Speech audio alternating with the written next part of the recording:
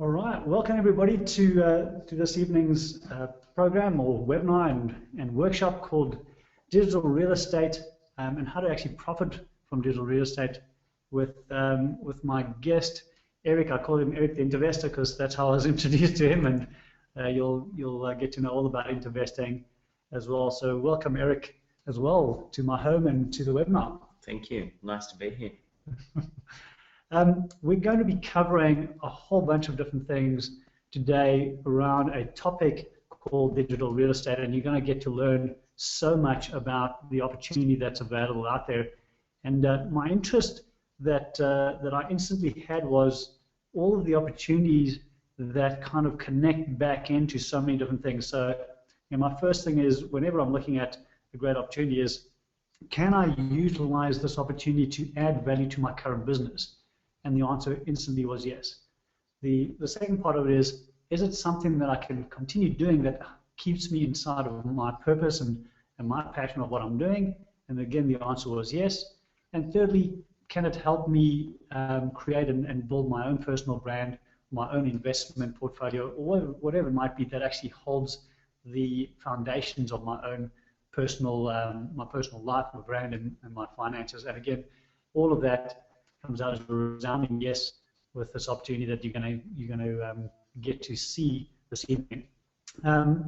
There's all sorts of things that we're going to cover within it, and you're going to have an opportunity to kind of play with some things whilst we're on the call. You can actually log into different things, and we're going to give you some opportunities to do that and get a sense of what that is. So let's have a look on the call right now with everybody. Who is in this category? Somebody who's tried to make money online or hasn't tried to make money online? Just either put your hand up or just pop into the questions box or the chat box and just say if you have done it. Have you been successful? And if you haven't, of course, then this is a great opportunity for you to have a look at this. So some people are putting their hands up and some things saying they haven't tried. Okay, great. Just starting. Beautiful. Okay, so perfect timing for everybody, especially if you haven't tried and haven't considered it. There's a difference between what we're going to be talking about today, which is all around this concept of working within the digital real estate market versus internet marketing. So I'm just going to rephrase that now, because a lot of people kind of get a sense of what is this and how is it related to internet marketing, and it isn't. All right, so we're going to learn a hell of a lot today, and for certain by the end of this evening you're going to get a sense of just how much of a game changer this really is in the way that you can really take advantage of it today, and in future. It's going to be something that's going to be really relevant for many, many, many years. I'm your host today. I'm John Abbott. For those of you who don't know me, that's a little bit of a bio in there. However, I think I've got a whole bunch of you who are our close friends and come to our programs and workshops and all sorts of things. So welcome to the call to everybody. And those of you who don't know me, this is just a little bit of a background on me. I live in Bali, love entrepreneurship. Have been in technology for many, many years. I'm a promotional partner, so I really work with a number of different products and people around the world that I've really spent some time with and really love and trust, and I help promote what they have to our markets, and I also help them promote as well. I'm an epic adventurer. I love getting on a bicycle or a motocross bike, or getting on a windsurfer and getting out there and doing some things which are a little more hard racing, and hence Bali is one of those places that has all those amazing opportunities to just go play in a volcano, or go scuba diving in some of the most beautiful scuba areas. And I'm a presenter and coach. And enough about me. So, right up front, we're not talking about internet marketing today. We are going to be talking about something a whole lot different, and this is the basis of it. there is no product, no list, no marketing, no overhead to actually getting this business started. You only spend as much as you want, and you get as much money as you want as well. So you decide on what level of the game you want to play this. And like in everything that we would talk about, this is not about a one shoe fits all. This is always about no matter how you go into any new market, make sure that we want to make sure that we set you up for success.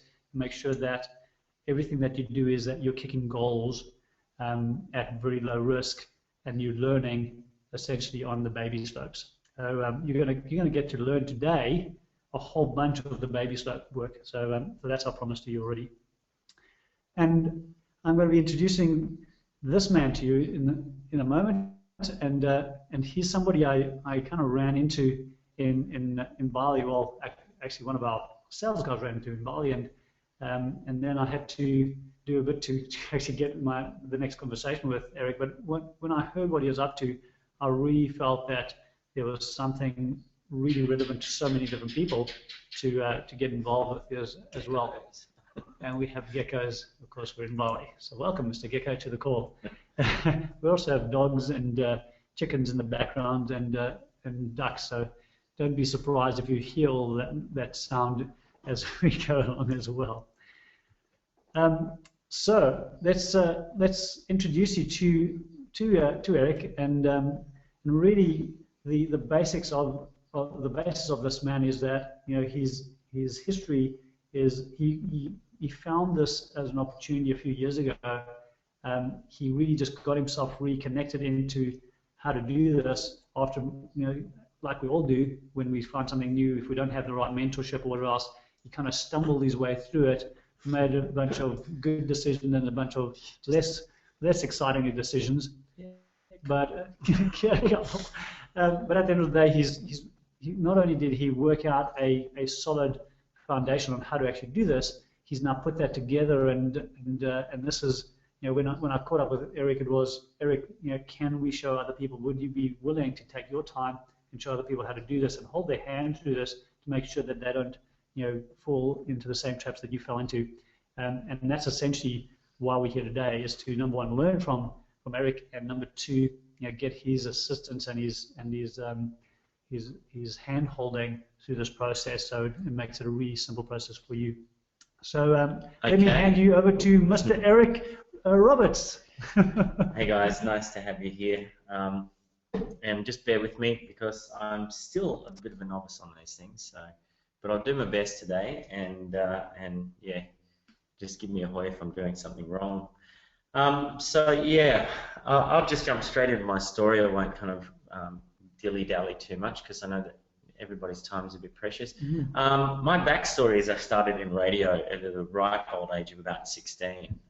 My father started the station and unfortunately passed away before I was born, and it was handed on to me, and so I was kind of raised with the primed to run this business, and by the time I was 16 I was a member of the board as soon as I was legally able to be, and by the time I finished school I was kind of co-chairman of the business, and I ran it in conjunction with one of my father's friends. So I've sort of been in business as long as I can remember, and I've been around business as long as I can remember, and we had a very successful business. And in fact, my time at the radio station, I left there when I was about 25. I sold it actually, but during that time I accumulated 7 more radio stations, and I actually had a deal for 30 stations on the table, and I decided that I really didn't want to be a radio man anymore. It was really my father's dream, not mine, and so I actually turned around to the guys who I was buying the stations from and asked them if they were interested in buying mine instead, and cut an outrageously good deal. It was like a record sale at the time, and for media businesses. And oh God, I had all these, I had Darren Hinch chasing me, and current affairs and all sorts of different people for a while, and I wasn't sort of too keen on too much media exposure, and I actually jumped on a plane and went to the States. But I'd been working with some people and they knew of me, and I was sort of hot property at the time, so I ended up doing a whole lot of consulting work there, and then segued into film. Interestingly enough, I sort of started doing a bit of script development, and before I knew it, I'd set up a production company with another fellow, Wayne Young, and we created a film called Fern Gully, which most people have heard of. Maybe you guys have, I don't know, you haven't. But it was a big success. We were the largest non-Disney animated feature film in history at the time, and we screened at the UN, and yeah, it was brilliant. It was a great time in my life. Lots of fun living in LA, being a film producer. I then went on to produce the world's first travel blog. Once I got out of film, it was actually really just a passion play for me. I just wanted to document my trip around Australia with my wife, and it turned out that we'd created the world's first travel blog. I love it. Didn't know until years later that that's what we'd done, but it was a lot of fun. We actually were the #2 website in the world at the time.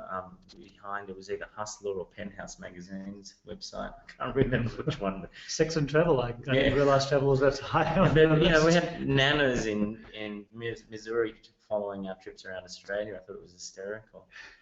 And then I sort of went back and lived on a farm for a while, and then I kind of got a bit toey. I was there for about 10 years, and I got a bit toey and decided I wanted to do something different, and I ended up setting up a resort in Fiji called the Arts Village, which you can find online if you want to. You can find the travel blog as well. It's called treadgently.info. And set up a resort which was a very large-scale integrated resort development. We kind of integrated the local community into the resort. We had a shopping centre there and supermarkets, and I built medical facilities, and I built a school. And what I discovered at that time, even though it was making good money and it was great, I grew the business rapidly. I took over a dilapidated cultural centre and revitalised it, and I think we grew the revenue 6,500% in 18 months. But what was most appealing to me was not the money that it was making, was actually helping people, because it was the first job that I'd kind of given myself that was really involving helping people. I set up micro loans and put people into businesses there, and like I said, built schools and medical facilities and stuff like that, and we ran education programs for people about healthcare and hygiene and all sorts of stuff like that. And I just got such a buzz from helping people that I decided at that point in my life that really whatever I did moving forward, and unfortunately it all kind of came crumbling down when the coup happened, the last coup in Fiji. And I found myself back in Australia. I lost a mountain of money. And I really literally mean if you kind of turned it into dollars, and it would make a mountain. And I was sort of at a loose end, didn't really know what to do with myself, and I sort of realised, well, I can do anything really. I can do anything I want now. So what is it I really want to do? And I realised I wanted an income stream that was completely location independent, because I kind of like to get around a bit. And I wanted to do things where I was following my passion. My real passion was helping people, and that's kind of how Intervestor was born. There was a more practical part to it, in that I discovered it working with a friend of mine who had a bedding company, and he wanted to sell more beds and didn't know how to do it, and his website was atrocious, and so I sort of looked at it and I thought, well, why don't we look around and see if there's a website we can buy? And what I found was that there were not just our website that we could buy, there were thousands, like tens of thousands of websites that could be bought. And what blew me away the most was just how incredibly cheap they were for the income that they were producing. And at first I thought, no, this can't be right. This website selling for $10,000, making $10,000 a year, that required less than an hour's work a month, and I was really intrepid about it. But I thought, okay, I've got to explore this, because if it's real, then it's, you know, it's definitely worth looking at. And so that's what I did. And I really haven't looked back from there. And I now live in Bali, and this is me and my partner, and me and some of my dear friends. And this is, you know, that section in other webinars that you see where they show you a Porsche and they show you a big fancy house. This is my version of that. And not to say that you haven't had all that. Oh yeah, of course I've had all that, but at the end of the day, it's not what spins my dials. It's really, that's my house there. See the place with no walls. It's bamboo and beautiful. Love it. So anyhow, you know, I mean, I really, I do what I do because I wanted to create the lifestyle that most suited me, and that's living in Bali, you know, with a beautiful family and then living exactly the way that I wanted to and want to and still do. So that's me, and what I'm going to do now is I'm going to move on to what we're going to do today, and just give you an outline of what's going to happen. The first thing is we're going to look at how you can go out now, today, and find cash flow digital properties. Now, we've done this webinar a few times, and I've actually had people buying websites during the webinar.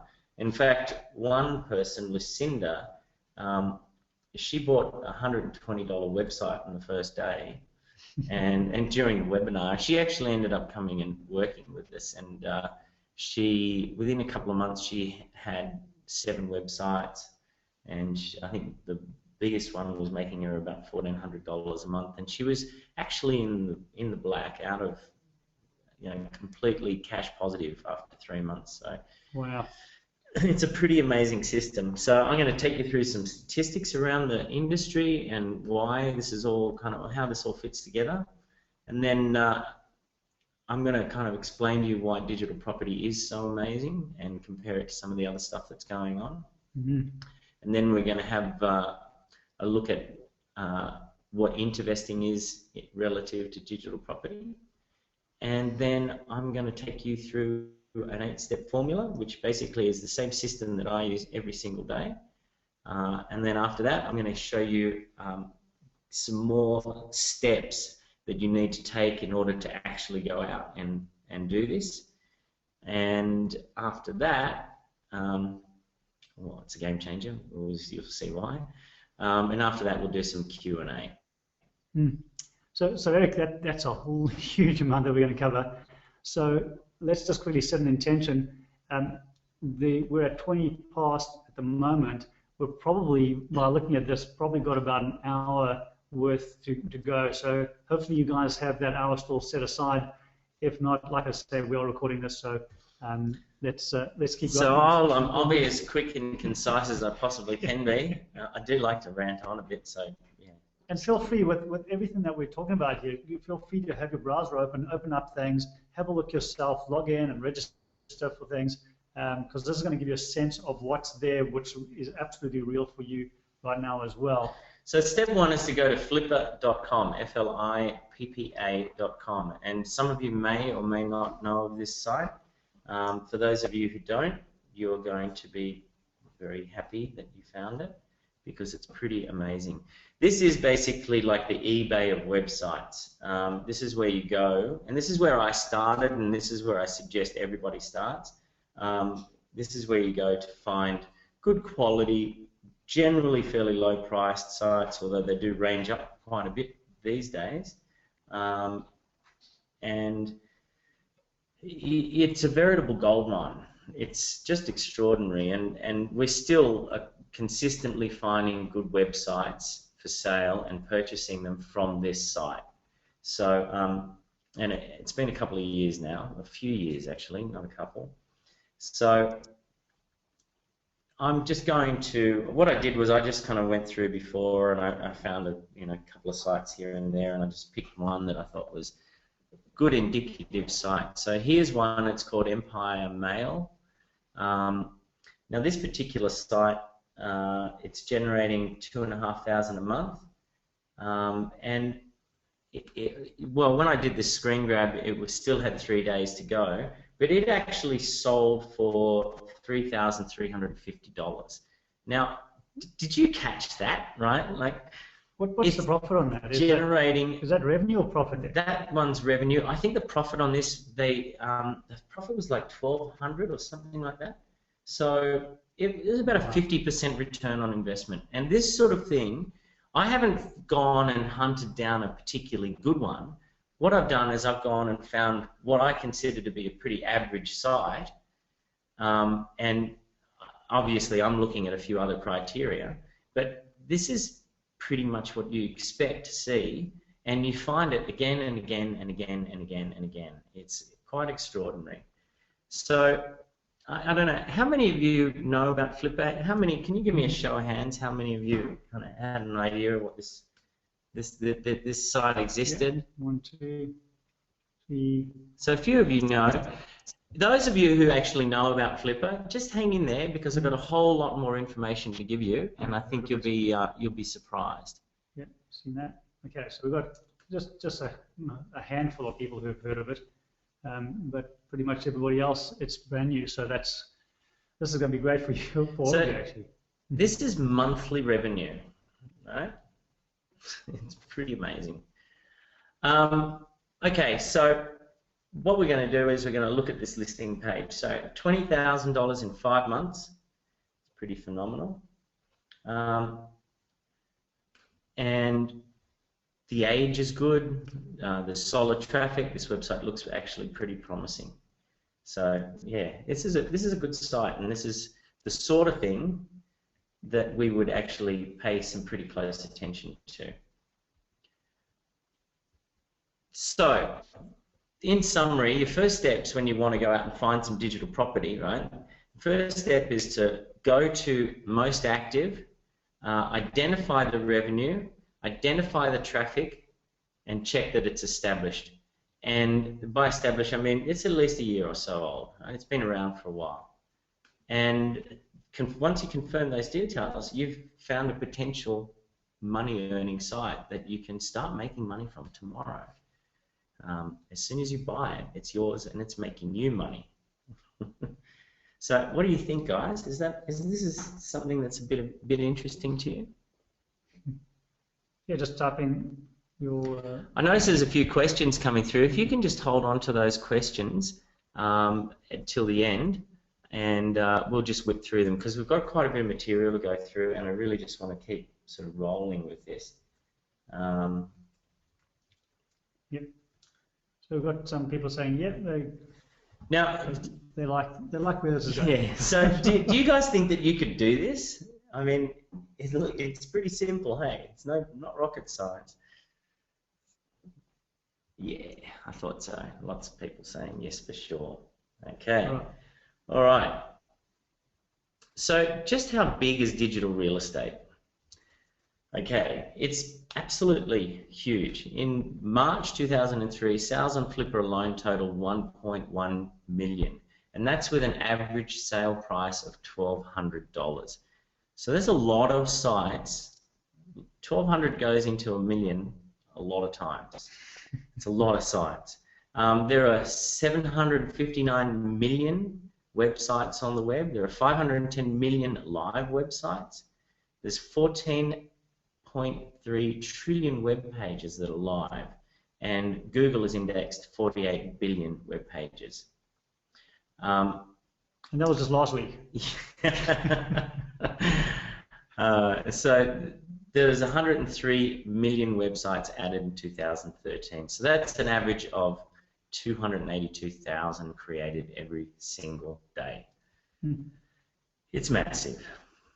So when you compare this to normal real estate, to bricks and mortar real estate, what's really fascinating here is that last year there were less than 500,000 homes sold or bought in the US. Now, US is a big country, 300 million people, and there was 500,000 homes. So that means that in 2 days, there were more websites registered than there were houses sold in a year. And more importantly, I haven't put this stat in here because I found it recently, 143,000 websites change hands every day. Well, it's actually the domains that change hands. So some of them are attached to websites, some of them aren't. But even if we just assumed that half of them had websites, only half, and the rest were just domains being sold, right? Sold or created, right? That means that, what, 75,000, and you know, in a few days there's more websites being traded than there are houses sold in a full year in the US. So I think that can give you, you know, like a fairly good indication of just how huge this market is. So clearly there's plenty of opportunity, and it's a growing market. So so lots for people to play in. Yeah, and this number, 500,000 homes, is from a Harvard study. So let's look at some more statistics. We'll keep rolling through this. 74% of the US in 2013 was online. US commerce generated 262 billion in sales. There's 262 billion in sales.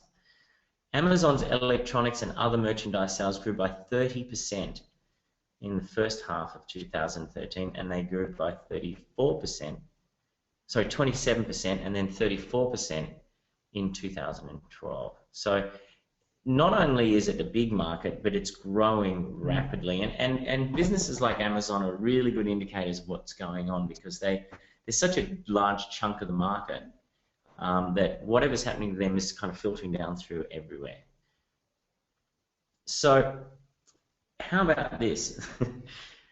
Retail shop closures versus openings during the same period of time. What we've seen, and this, you know, this is 2011, that was the latest details I could get, but what we're seeing is lots and lots of shops closing down, not that many opening. But while this has been going on, the number of websites created tripled from 1.9 billion to over 6.4 billion. And that's in the same time frame that all those shops were closing.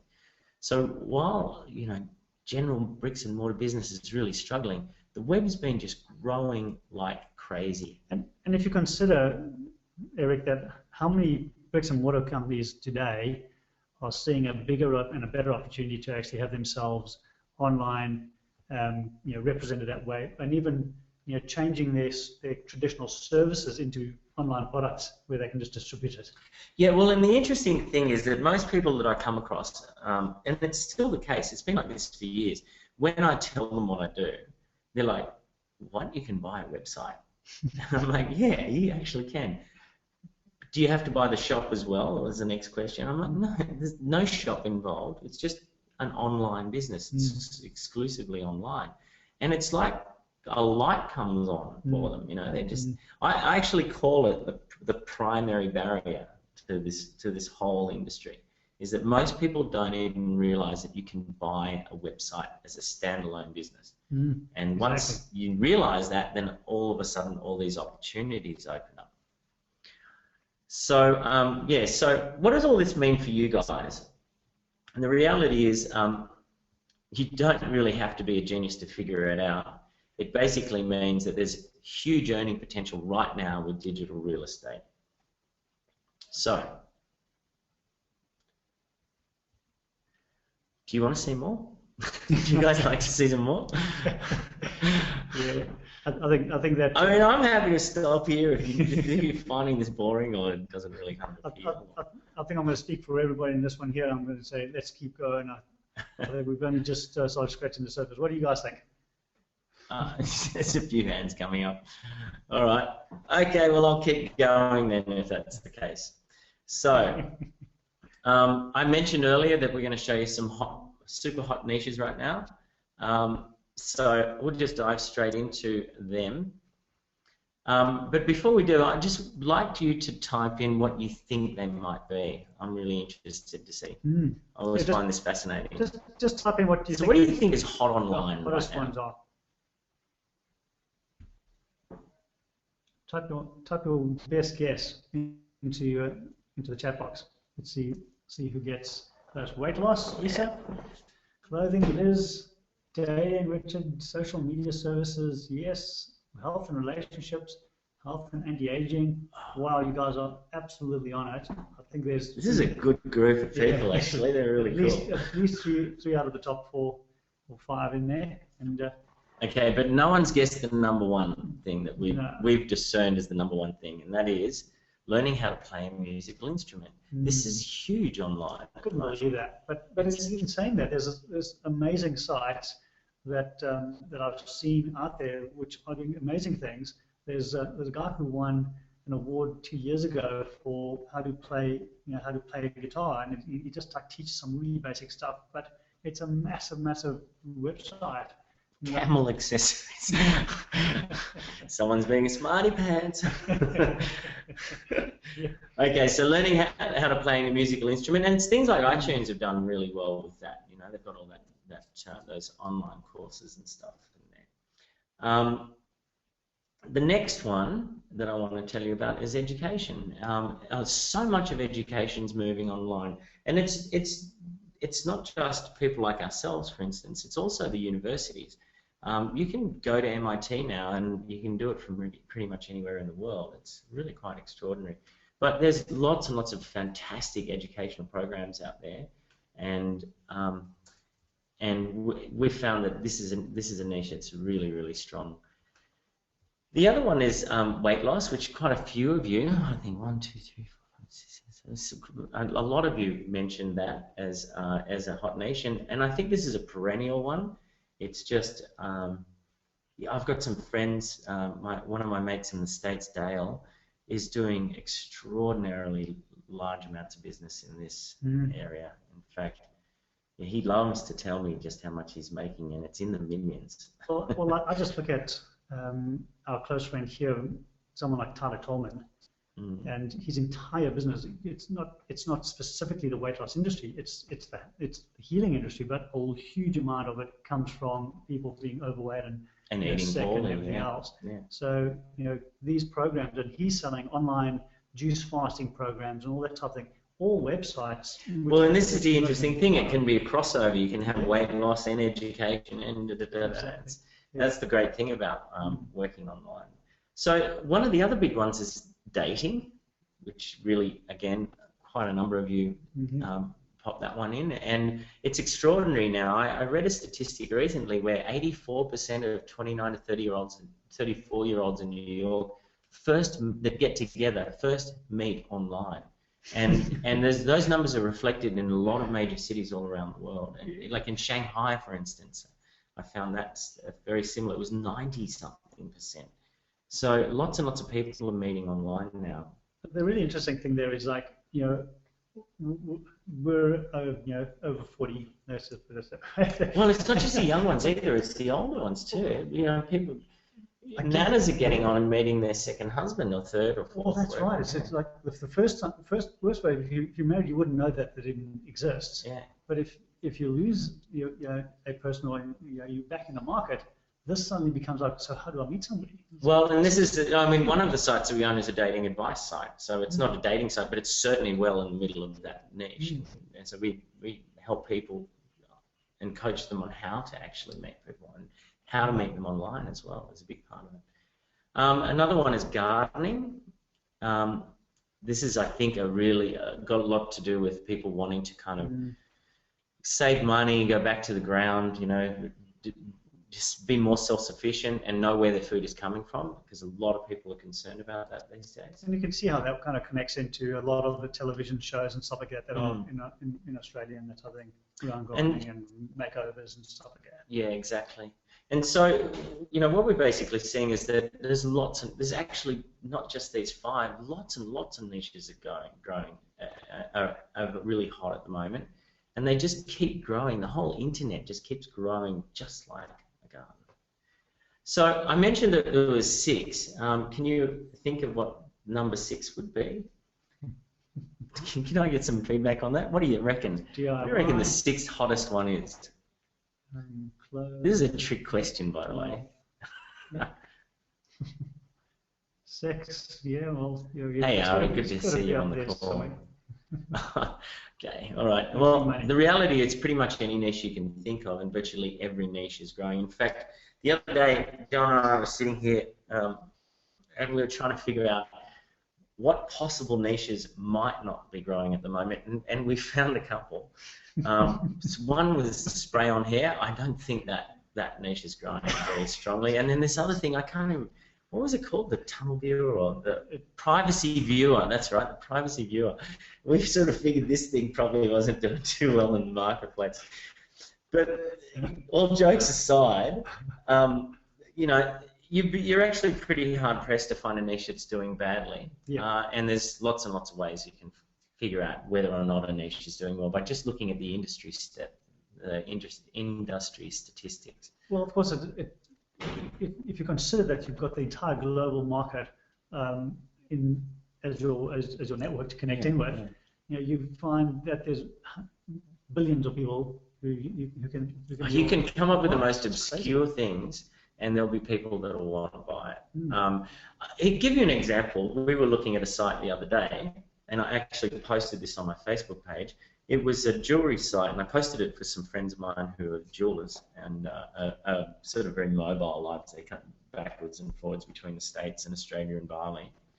And this website was selling for $26,000 and making $13,000 a year. And all it sold was, do you know Cruel Intentions, the movie Cruel Intentions? Mm-hmm. There's a scene in there where they're wearing a cross, like a necklace with a cross on it, and it's actually, it opens up and it's got a little spoon in it, and it's like a stash cross or something like that. Anyhow, that's all it sells. It just sells that cross, and they make $13,000 a year out of that, and they're selling it now for 26. So yeah, so it's extraordinary what you can find. But what I'd like to just quickly connect in with that exact conversation is that it's interesting to a jeweler to actually acquire a site like that, because it adds value to the business they already have, and they can start cross-promoting and cross-pollinating. And the thing is that, well, it's getting a lot of traffic. It's number 2 in its keywording in Google, which basically means a keyword's a search term. When you punch in a search term in Google, that's a keyword. So it's number 2. It's been there for years, and away it goes. It just keeps making money year after year after year. And he actually had a company doing all the fulfillment for him, so he didn't actually do anything. The guy doesn't look at his site at all. And for those of you who are asking the question, well, why would people sell a site like this? It's exactly the same reason why somebody sells a house or sells a good business and all those types of things. It's just their circumstances at the moment, or whatever it might be. But there's a whole bunch of good reasons for people to want to sell things that look very, very good on paper or are very, very good. So the next thing I want to show you is this. 192 million US consumers will spend $327 billion online in 2016. Now, I think that actually, from what we can see, that is actually looking a little bit light on, because we're getting pretty close to that now. So, I have a question for you guys. Do you ever wish that you'd bought into Google or Amazon or LinkedIn? Yeah, let us know. I'm really interested to know what you think. Are these companies that you wish you'd invested in? Yeah, some hands up. Yeah. Jason. Okay. Yeah. So, don't start beating yourself up, because I've got something amazing to show you. This is what you would have been earning if you'd invested $1,000 into each of those companies. And actually, this one's including AOL. So LinkedIn, the return not so fabulous at 71 cents. Google 46. So that's it's not that great actually. 4.6%. So $46. What's that? 4.5%, 4.6% return. Not too bad actually. What's really amazing here is that if you'd invested in a website bought on Flipper, right, the average revenue generating website from Flipper is returning $881.58 for every $1,000 that's invested. Now, I don't know about you, but and I can vouch for this, because this is the sort of thing that this is the sort of numbers that we generally generate. Yeah. It's maybe come off a little bit in the last year, but not a whole lot. And in fact, a lot of the sites do significantly better than that. So 88% return. That's nuts. Yeah. Yeah. So hence when I saw this, I thought we've got to start opening up the conversation and letting certainly our network have a look at what's possible here. And actually, we've got Tommy on the call tonight, and Tommy's actually he's going to see his picture come up on this webinar. So he's one of the people that started with this very early, and he has had extraordinary returns on some of his sites. I know there's one in particular that we mentioned in the webinar. That I actually don't mention this fact, but his returns, I think, if you can type it in, Tommy, just confirm this. 9,000 was it last year or the year before from the site that you bought for 760? Is that right? Have I got that number right? I can see his smile. He's a slow typer, I'll just tell you that. I do just chat with him on Skype sometimes. He's just asking his accountant for the But I seem to remember Tommy telling me that it was 9,000 that he made in 1 year out of a site that he paid $760 for. So sure, close to 10K, site bought for $760 US. There you go. Wow. So thank you for sharing that. Thanks for being here, Tommy. I appreciate it. So why am I telling you all of this? It's because it all has to do with Intervesting, and you've heard me say the name a couple of times now. But what is Intervesting? It's a term that I kind of came up with, and what I define it as is the art of finding, evaluating, and buying digital real estate for property. I just fumbled there a little bit. And it's really as simple as that. It's going out and finding website businesses, and we look for certain things. We look for businesses that are simple to run. We look for businesses that have been around for a while. We look for businesses that are making good money, businesses that don't need a whole lot of work to do to them, and then we go out and buy those. And that's really what Intervesting is all about. So here he is. Here's Tommy. And this is the testimonial that he sent me a while back. It was actually a few weeks after, like a month or two after he bought it. And you can see he said I turned over 700 in just the past 21 days alone with one site. Not so bad for a website bought for 760. This little site has been a really nice money maker over the past 3 months. So it was 3 months after he bought it, and it was already making $700 in 3 weeks. Good investment, that was. I love your work. So if all that Intervesting does for you is get you one deal like Tommy's, what do you think? Would it be worth it? Would it be worth doing it? Would giving it a go? Like actually just taking the time to jump on Flipper, identify some sites and pick something up? I actually, I'm really interested. Tell me whether you think this would be worthwhile. Yeah. Let's get some of your thoughts on that. Yeah, cool. Yeah, I thought you'd think that. All right, so. Some hands up for sure. Yeah. Excellent. Thank you for everyone for sharing. Cool. Okay, so the best part, to get started, there is no overheads. There's no expensive setup. There's no product creation needed. There's no marketing needed. There's no list building needed. And you don't even have to create a website. The fact is, if you can write an email and send it, or let's say even if you can get on this webinar, you pretty much have all the skills that you need to do this. Oops, sorry. Yeah, you can do this. And the beautiful part is that you can do this from anywhere. I told you I wasn't very good with webinars, so I'm fumbling the buttons.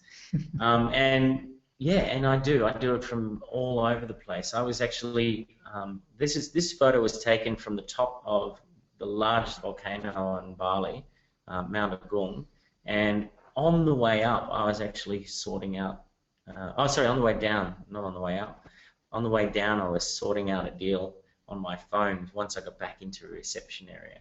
So yeah, you can do it from absolutely anywhere, and that's one of the things that I really love about it. It affords me an enormous amount of freedom. So Here's another one, Steve McKinley. I actually partnered up with Steve, and the first site we bought, which he went out and found, made $3,228 in the first month. Now that was a site that nets. We've had it for a while now. That was a site that nets about 40% per annum.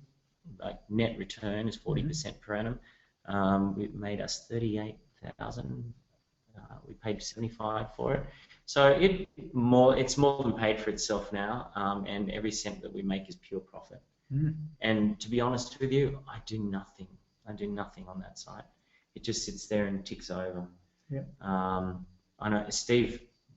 I think between the two of us, we have a third partner in it. She does literally nothing. But between Steve and I, we probably spend maybe an hour or two a month at the most.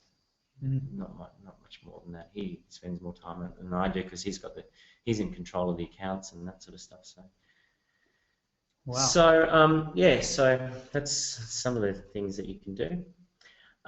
So if you've been considering internet marketing as a strategy, I would suggest that you maybe think again. As you can see, the investment multiples on internet marketing are not so great compared to technology, automotive, health, sport. So, maybe if you can take a minute, I just want you to write something down. Digital real estate equals revenue generating websites. That's just kind of condensing it. And we look for sites that are selling at premiums. We look for sites that are generating good quality income, and that are well established. And that's as simple as it is, really. So what I'm going to do now, as I mentioned before, I was going to take you through the 8 steps that I use, and this is them. And really, I'm pulling back the curtain here. So I'll run through this. The first step is find an existing, well-established and operating website. We then do a due diligence process to verify the details and to just make sure that it fits our criteria. And some of that criteria might be, is this something that I'm actually interested in? Is the website, like say I'm a golfer, if the website's about golfing, then absolutely I'm going to be really interested in it. And I try to stay away from sites that are, not well within my interests. Because it's just, it's not as exciting. So if it does, it meets all our criteria and the due diligence is all verified, and I'm going to show you some of those due diligence steps a little later on in the webinar. Then the next step is to start negotiating its purchase. Sometimes that negotiation process is very simple. It's just bidding on an auction. Other times you actually get into the nitty-gritty of talking to the seller and doing that. And you generally will have been in contact with the seller through the due diligence process, asking them for a few extra details. Absolutely, you'd really only get on a call to speak to people with often it's via email. Often it's via email. Yeah, like if it's a small, a few $100 site or something like that, most of that would just be done online. And done. Or most of it's done online, even on the big deals. Yeah. We do very big deals and never speak to the sellers. Wow. So we negotiate the purchase. If the price is right, then the next step is that we analyze its potential. We look at the time demands and its profitability, and does it meet our criteria in all of those things? If once we got the price fixed with the seller, and it's really important in terms, particularly time demands. I'm a real stickler for finding websites that require the minimum amount of work, and they're unlike bricks and mortar businesses. There are website businesses that literally require hardly any work at all, and some of them require zero work. It's they're up, they're running, they do their job, and you never really have to do anything to them. You might get somebody else to do a few things to them now and again, but you don't have to do anything to them. So if all that criteria is met, and it's really just a handful of things, then we actually will go ahead and buy it and then transfer it. And I always get somebody else to do that part because I'm definitely not I'm very technologically challenged. And then the next step is to just earn good money from it. in fact, amazing returns, as you've just seen.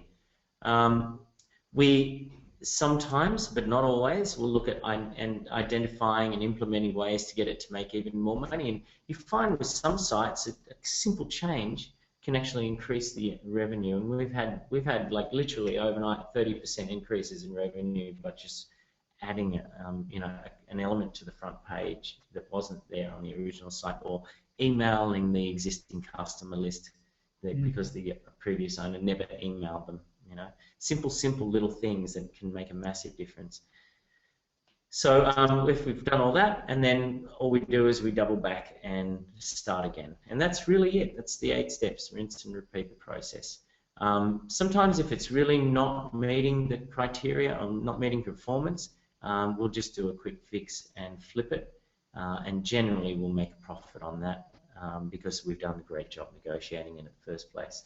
So, and that's the simple 8-step process. So let's keep going with the training here. I don't want to make this go any longer than it needs to. There's 4 more steps that you can do today, and we'll just dive straight into those.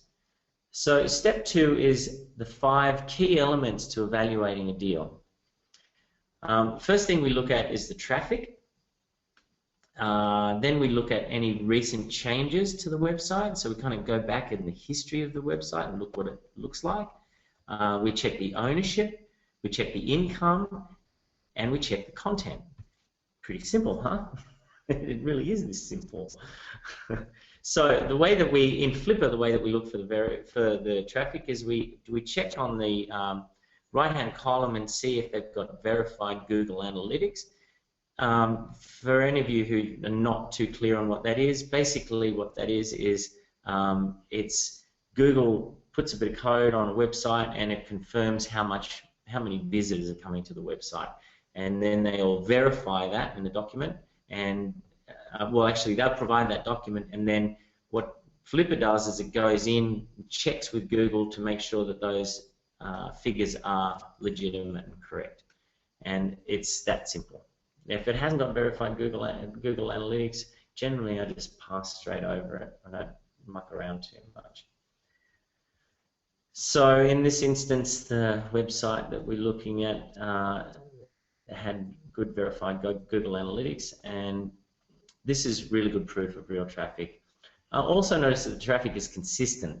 So you've seen a few spikes here and there, and you're always going to see that, but it's not very bumpy. It's not like nothing for a while and then bam, there's a ton of traffic and then nothing.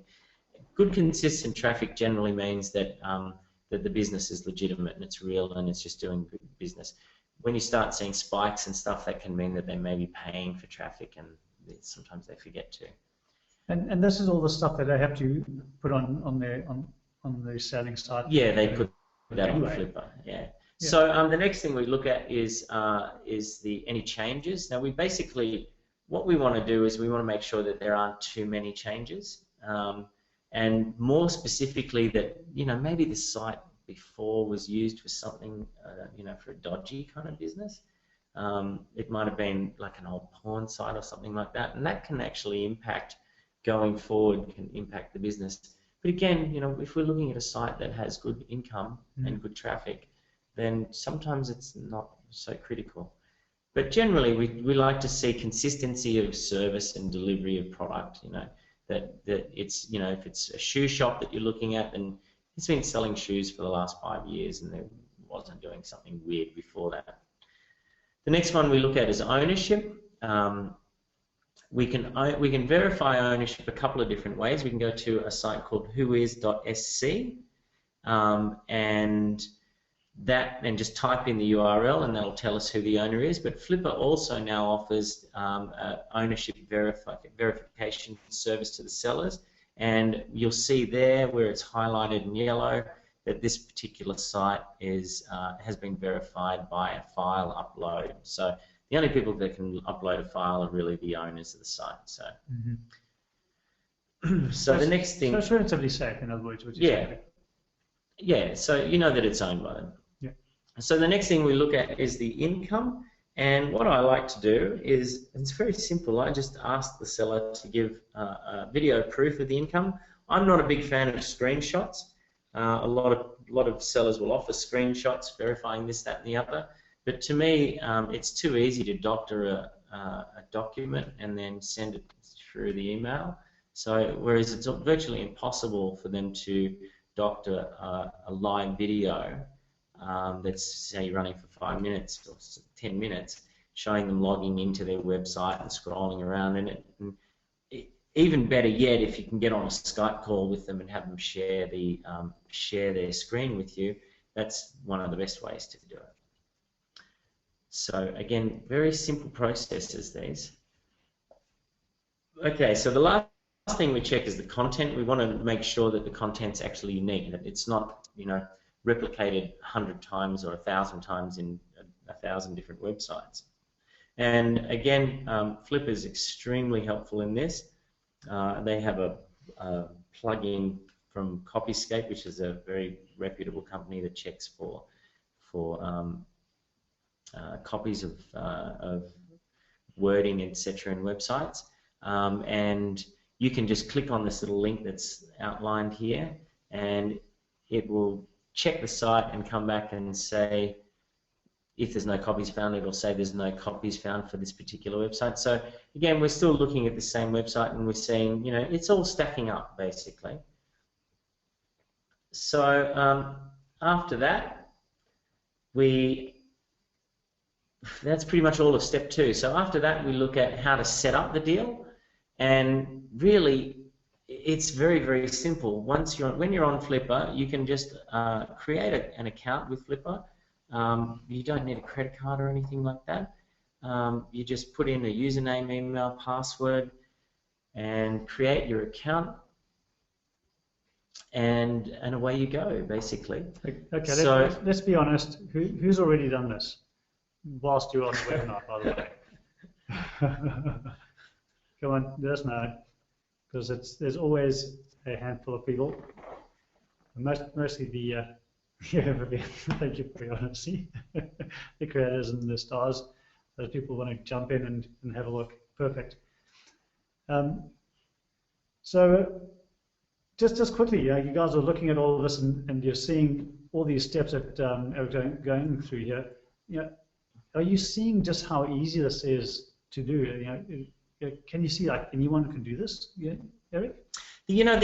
While you guys are answering that question, I'm just going to say the other thing that the second biggest question I get around investing is, like they say, I don't know, because I'm not that good with technology. And the reality is that anyone can do this. And I'm going to make an analogy here. I imagine that quite a few of you on the call probably own your own house. I'm going to ask you a question. Are you a builder or an electrician or a plumber? Like, do you know how many centimeters needs the distance between the noggins on your walls should be? Do you think you could fix the toilet if it broke, or rewire the house because it needed to be rewired? Absolutely not. And maybe there's 1 in 100,000 people that would actually answer yes to that. And in the last 3.5 years, I've never had one person say yes to me. And the reality is, a website's no different to owning a house. You don't need to be a web developer. You don't need to be a designer. You don't need to be a programmer to own a website. You just need to have a reasonable amount of business sense, and you need to be able to invest, And most importantly, what you need to be able to do is to know who to call when something needs to be fixed, if it ever does, right? And so, the basics of who to call is not that hard. It's no different to knowing that, when there's a hole in the wall, you call the builder, but when the plumbing is leaking, you call the plumber. It's the same sort of thing. So for those of you who may be thinking that, technology is a bit of a barrier for me, I urge you to think again, because I am not technologically inclined. I'm struggling to push these buttons on the webinar, but I have no trouble owning websites, and I actually, now that I've been going for a little while, I have a network of people that help me to do all the things that need to be done whenever they do need to be done. And there are services like one of the ones that we created for our people, for instance, Bogus Marketing, that we offer all of those sorts of things to people to help them. There's other websites like Fiverr.com where you can get pretty much anything done for a $5 note. Yeah, logo tournament and all sorts of services. Yeah, amazing. And then there's other sites like Odesk, and this is really, honestly, I don't know how many of you know about Odesk, but Odesk is an absolute gold mine of online workers, and you can get people doing just about anything you can possibly think of, and at outrageously low rates, because a lot of these guys are in the Philippines, or they're in Pakistan, they're in India, they're in Romania, they're in countries where the cost of living is significantly lower, and so their wage structures are much lower. Yeah. And for us, coming from the West, although I now live in Bali, so I'm from Asia, it's ridiculously cheap. But these are highly skilled, highly trained people. In fact, this is where most of my team reside, is somewhere in Asia or somewhere in Eastern Europe. Wow. So the real key to getting a lot of stuff done and really freeing up your time so that you're not working a lot is to outsource a lot of your work, and it's really the one thing that's actually made it all possible for me, is the outsourcing. And I suspect that a lot of the things that you're talking about, Eric, are things which are monotonous things. They're the same thing, same task every single time. You just need somebody who does the technical side. Yeah, exactly. So I mentioned that site, the jewelry site. So they've got one person, and I think they spend, what is it? It's like $20 a month or $40 a month or something like that. I can't remember the exact numbers because I've seen a few sites since then. But it was $40 a month, and that person got up in the morning, checked the orders, sent them through to the fulfillment house. They have the fulfillment house does all the shipping for them, and if there's any returns, it comes back to the fulfillment house. They take care of all of that product support part. And the fulfillment house charges a few dollars for each product that gets shipped. Yeah. And so that's it. So, it's a fixed cost. They know exactly every time they sell something, it's going to cost them that. So they know they're going to make, I think it was $45 profit for every sale that went through. Yeah. The owner never looked at the website. The owner never went near the website. Anything that was, if there was, the fulfillment house would send the woman who does the checking of the website in the morning to let them know that the stock's getting low, and so she would then place the order. And so this guy's got this website that's making $13,000 a year, and he literally is doing nothing. He's just getting reports, maybe making a call once in a while, or sending an email or something like that. But yeah, and these people you can source from a place like Odesk.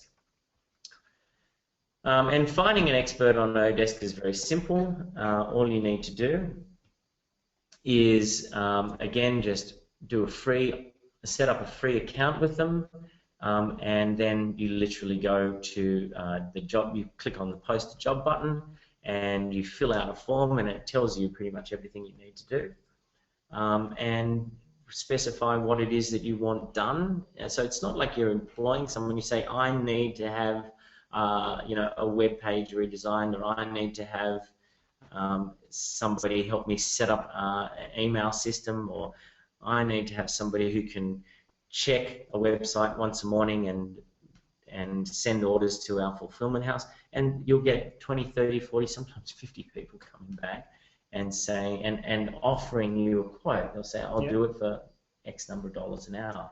Yeah. And generally it's under $10. Unless it's very specific programming work or something like that. So it's that easy to do those things. And so step 5 is finding more cash generating digital property.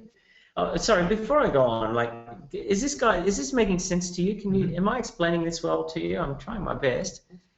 Doing the webinar thing. Is everyone up to speed with what's going on right now? Yes. Yep.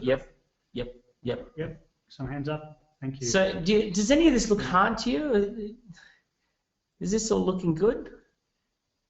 I've asked two opposite questions, Exactly, so it's going to be very confusing. Yeah. So can you see how easy this is? Let me put it that way. It's still easy. It's not, the finding part's not just easy. Thanks, Lisa. That's great, Richard. Thank you. Okay. Lovely comments. Okay, so finding more cash-generating digital websites and digital property. So would you like to see more websites like Flipper, other sites where you can find profitable websites? Yeah, okay. All right, so here's four more. Website properties.com, website broker.com, Craigslist. You'd be amazed how many websites are listed on Craigslist. And eBay is a place that we sometimes find them as well. Quite often, actually. So there's lots and lots of different places. So yeah, for those of you who may have seen Flipper before, and sometimes I've got the odd person come up on the call or say to me, oh yeah, I know Flipper, and you know, there's not much good stuff on it. Personally, I realise when somebody tells me there's not enough good websites on Flipper, and there's a couple of things I know immediately about them. One, they don't know what to look for. Yeah. And two, they're really just not making enough of an effort to look for it. Yeah. But generally, it's they don't know what to look for. Yeah. Because when you know what to look for on Flipper, there's lots and lots of amazing deals there. Yes. I guess it's like any skill. You've got to put the right amount of time into it to actually get a sense of what works and what doesn't work. And you know, just the fact that you can scan through a page and know instantly one out of that entire page. I've gotten pretty good at it, I must admit.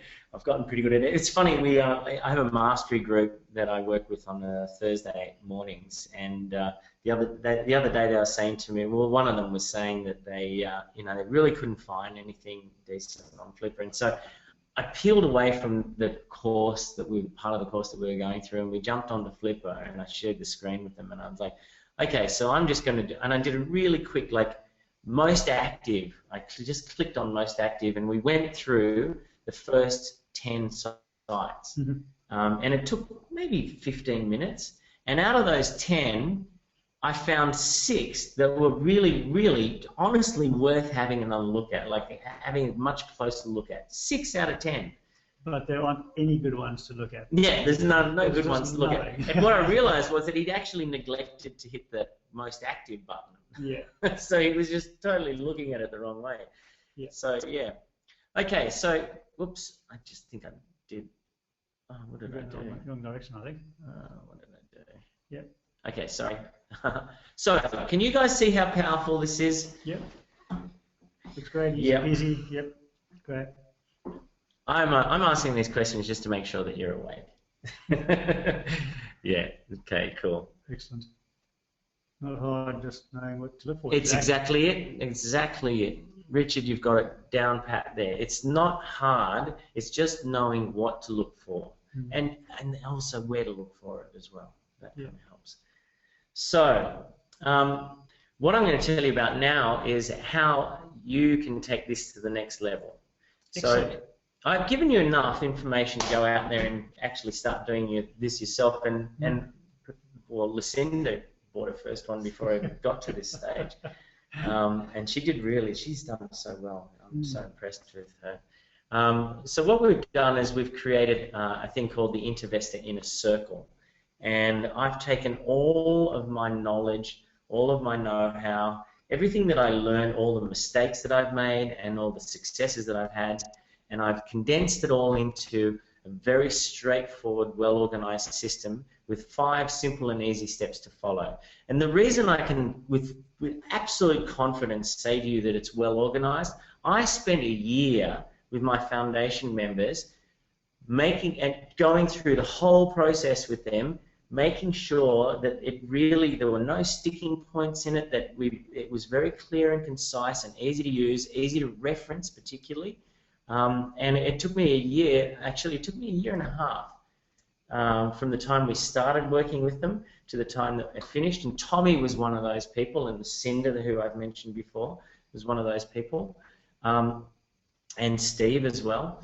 And then I spent half a year basically refining and I canvassed everybody a lot. I did a lot of work on making sure that it was all right, and so and so now what we have now is actually originally had 10 modules, and there's actually quite a bit more in it, and I actually stripped it right back and turned it into 5 very simple and easy steps to follow. And as I mentioned, the success of our foundation members really was phenomenal. Another one was Mike Chu, and you can read here, I've acquired a proven revenue-generating website that will provide me passive income for years to come. I have since gained more confidence about the process of buying profitable websites, and I'm now looking for my next deal. And do you notice there's a really interesting word here, passive income. His site, 100% passive. Another one, I've mentioned her before, and this is the lovely Lucinda. She bought her first website after watching the sales video, which she actually was on it. Since then, she's been building a portfolio of sites and doing well enough that my initial investments will pay themselves off in the next month, targeting this for some very nice returns for this first year's holdings. Now, I can tell you that was at month 3, it's funny because I was looking at an email earlier today. I was going back. I was trying to find some information from earlier on, and I saw an email from her where she was saying that she'd invested $2,500. The top one was making her $1,400 a month, and she had 7 websites. And by month 3, she was in. You can see here she is saying she was into the black. Okay, so what do you get if you get involved with the Intervestor and in the modules in the course? Module 1 is finding the deal, and what we do here is we basically give you the fundamentals of websites.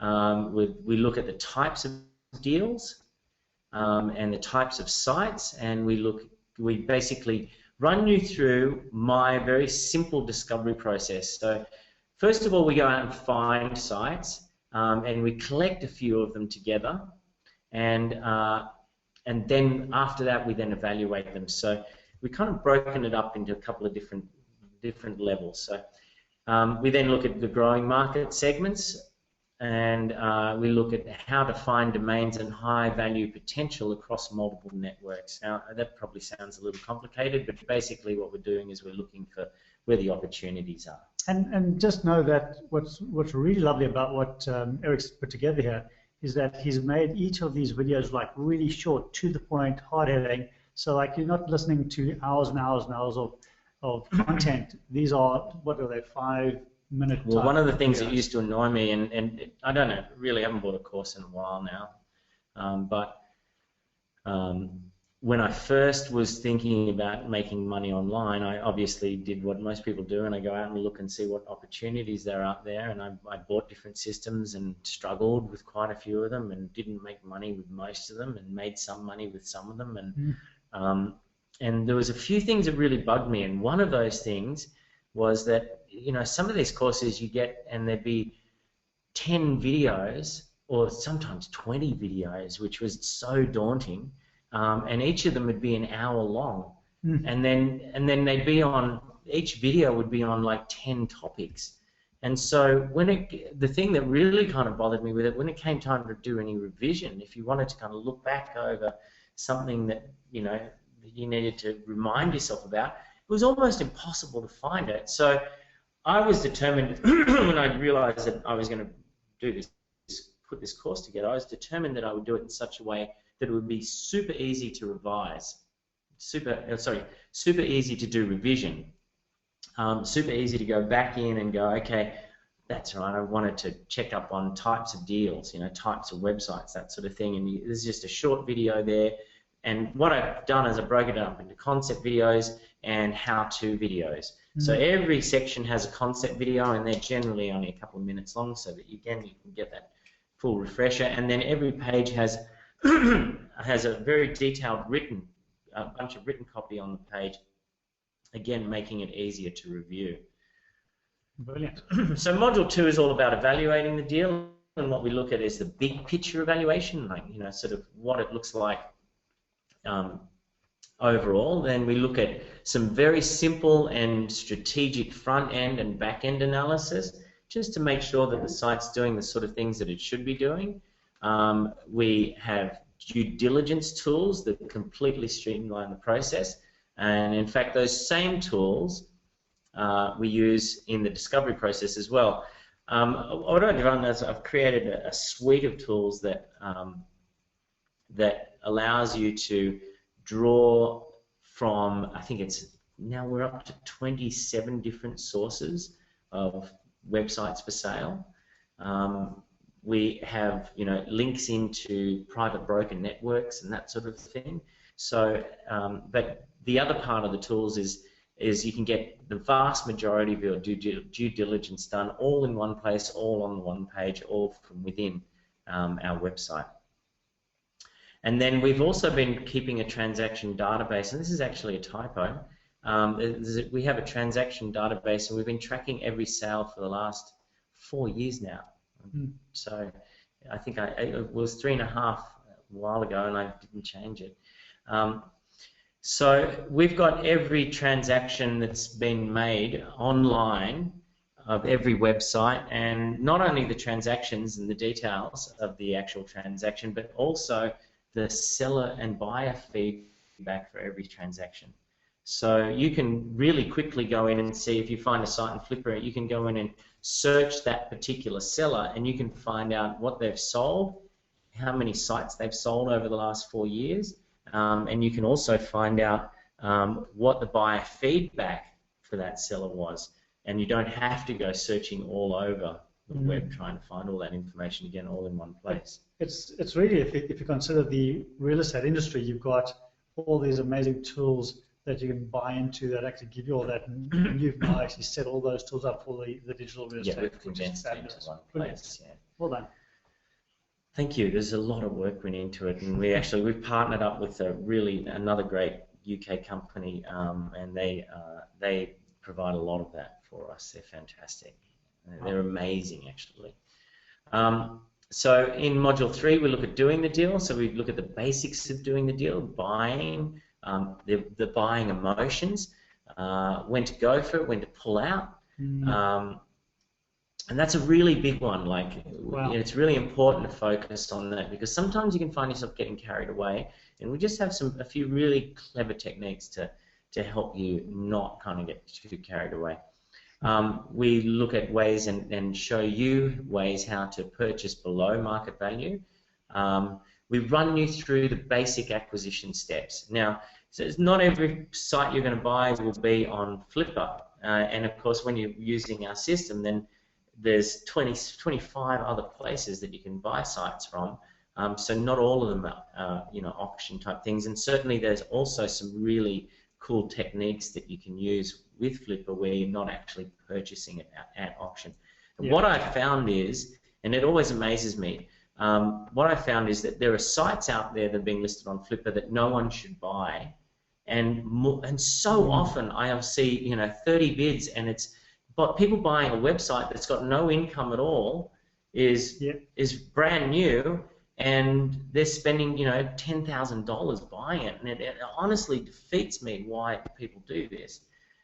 Whereas there's other sites out there that so often slip under the radar, and you'll see them go up for sale, their numbers are really good, everything stacks up, and they'll pass in. And so a lot of the sites that we pick up, and I don't do this so much these days because I mostly am working with brokers these days, but I got some of my absolute best sites by letting them pass in and then contacting the seller afterward, and then negotiating an even better price than the top price that it passed in at. I think this whole thing that people don't get the actual investment or return value of the website, and when people are going in here, they don't have this information that you're sharing. So they're going in and going, oh look, there's a website that's already built and it looks pretty and it's got lots of information. I don't have to now build my own one, and that's worth me 10. Well, what I find is people get very they get fixed on one particular aspect, and then they get stuck in there, and they'll keep buying on that emotion. Really, is really what it boils down to, and that's why we deal with emotions in this section. And so even in my mastery group, these guys who are really, great investors, I still find them, stumbling in some of these areas, and I'm just like, they'll show me a site and I'll take one look at it and go, what's wrong with this, and then it'll take them 5-10 minutes and they'll finally see it. They just miss things, and it's easy to do, so one of the, why this system works really well is we've got checklists in place, so you're actually ticking off boxes as you go and making sure that you're actually covering all the bases before you go ahead and actually put any of your money on the table. We also, in this module, look at how to sell for quick profit, and also deal funding, which is, there's some great stuff around that. It's one of my favorite parts of it. So just quickly, just for everybody on the call, we're actually just got a few more slides to go, so hang on and hang around. We've just gone over the hour mark, which I mentioned earlier, to finish that, but we're coming off to the end, so stick around and have a look through these incredible modules that Eric has put together, and why you'd want to be part of this as well. Okay, so in Module 4, we by this time you guys are well and truly understanding what you're doing, and we are looking at what I call the ultimate profit formula. Now, I'm not going to talk too much about this, but honestly, it's the fastest way I know to grow capital and revenue ever. And I don't know, maybe, I'm not trying to blow my own trumpet too hard, but when you see this, you'll understand. Well, it's probably because you've now not only considered that it is best, you've gone out and you've done it, and you know that it's possible. Yeah. So we look at simple steps to increase the value. We look at how to sell for maximum profit, and this is a place that's really important. In fact, I have a whole guide on how to set up a flipper campaign that will get you the best possible price. Lots of people don't do this, and this is where you can find the real bargain. So we're coming in from the other side now. We're making sure that we maximize the sale price, and also deal flipping, which is not something that I really advocate, because I'm really all about building wealth and building income streams. But certainly, sometimes there's a reason to do it, and sometimes it can be fun to do it. And then we also look at automation, which is a significant part. And no matter how automated a site is, it can almost always be more automated or better automated. Then the other thing that we look at is duplication, and there's a lot of opportunities in this. To take a website that's working, for instance, in one geographical area well, and then just literally replicating it and carrying out the same promotional program that was given to you by the seller, because that's one of the things that you asked for. Yep. And Bob's your uncle, you've got another website that's generating income. That makes so much sense. And finally, the last one is minding your business, what we call minding your business, Module 5. And Module 5 is all about the basic business structures that you can set up as an Intervestor, and outsourcing for success, which we touched on before. Things like vendor selection. You do have suppliers, and sometimes it's what I give you is the inside story on which suppliers are good and which ones aren't, and what the benefits and the pros and the cons and the benefits and the detriments of each one. And then also some stuff around best practices. So, I'm sorry, God. So stuff around best practices, and then that's the entirety of the course. Now, very simple, straightforward, and lots of fun, actually, I think. So the next thing that we give you is the Intervestor document library. As you can imagine, I've been doing deals for a while now, so I've actually kind of created a fairly large library of various documents. This would be like lawyers' documents. It's things, it is contracts, it's agreements with suppliers, but it's also things like checklists, forms where you can put in. I've got spreadsheets where you can put in the numbers from your website, and it'll spit out what the profit projections are and that sort of thing. Yeah. So lots of useful documents. So if you were to look at this industry and say it's kind of like the real estate industry but non-regulated. Yeah. There is so much opportunities to still play and actually create the regulations yourself, or create the terms of the way that you want to work in this? Certainly, in terms of yeah, okay. I'm always going to say to you that you should do everything above board and everything, but there are certainly people that are making quite a bit of money and not necessarily declaring it. Mm. And there's certainly opportunities for that, but I'm not going to tell you that that's what you should do. But certainly there are a lot of opportunities to, you buy a business that's resident in another country, and yeah, there's all sorts of things, and oftentimes the systems that you're using for merchanting, for instance, might be Payoneer or 2Checkout or PayPal or something like that. You can actually get credit cards with a lot of these companies now, so you can the money that you're making from your business, that you can just literally go straight into a debit card effectively. And they function, these merchant providers function as a merchant bank almost, really. Yes.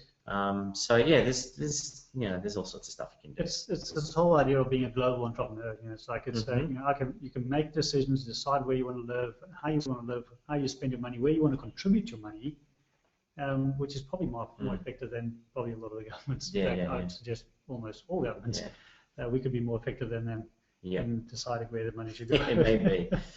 So these are some bonuses that come along with the course. The Intervestor Document Library.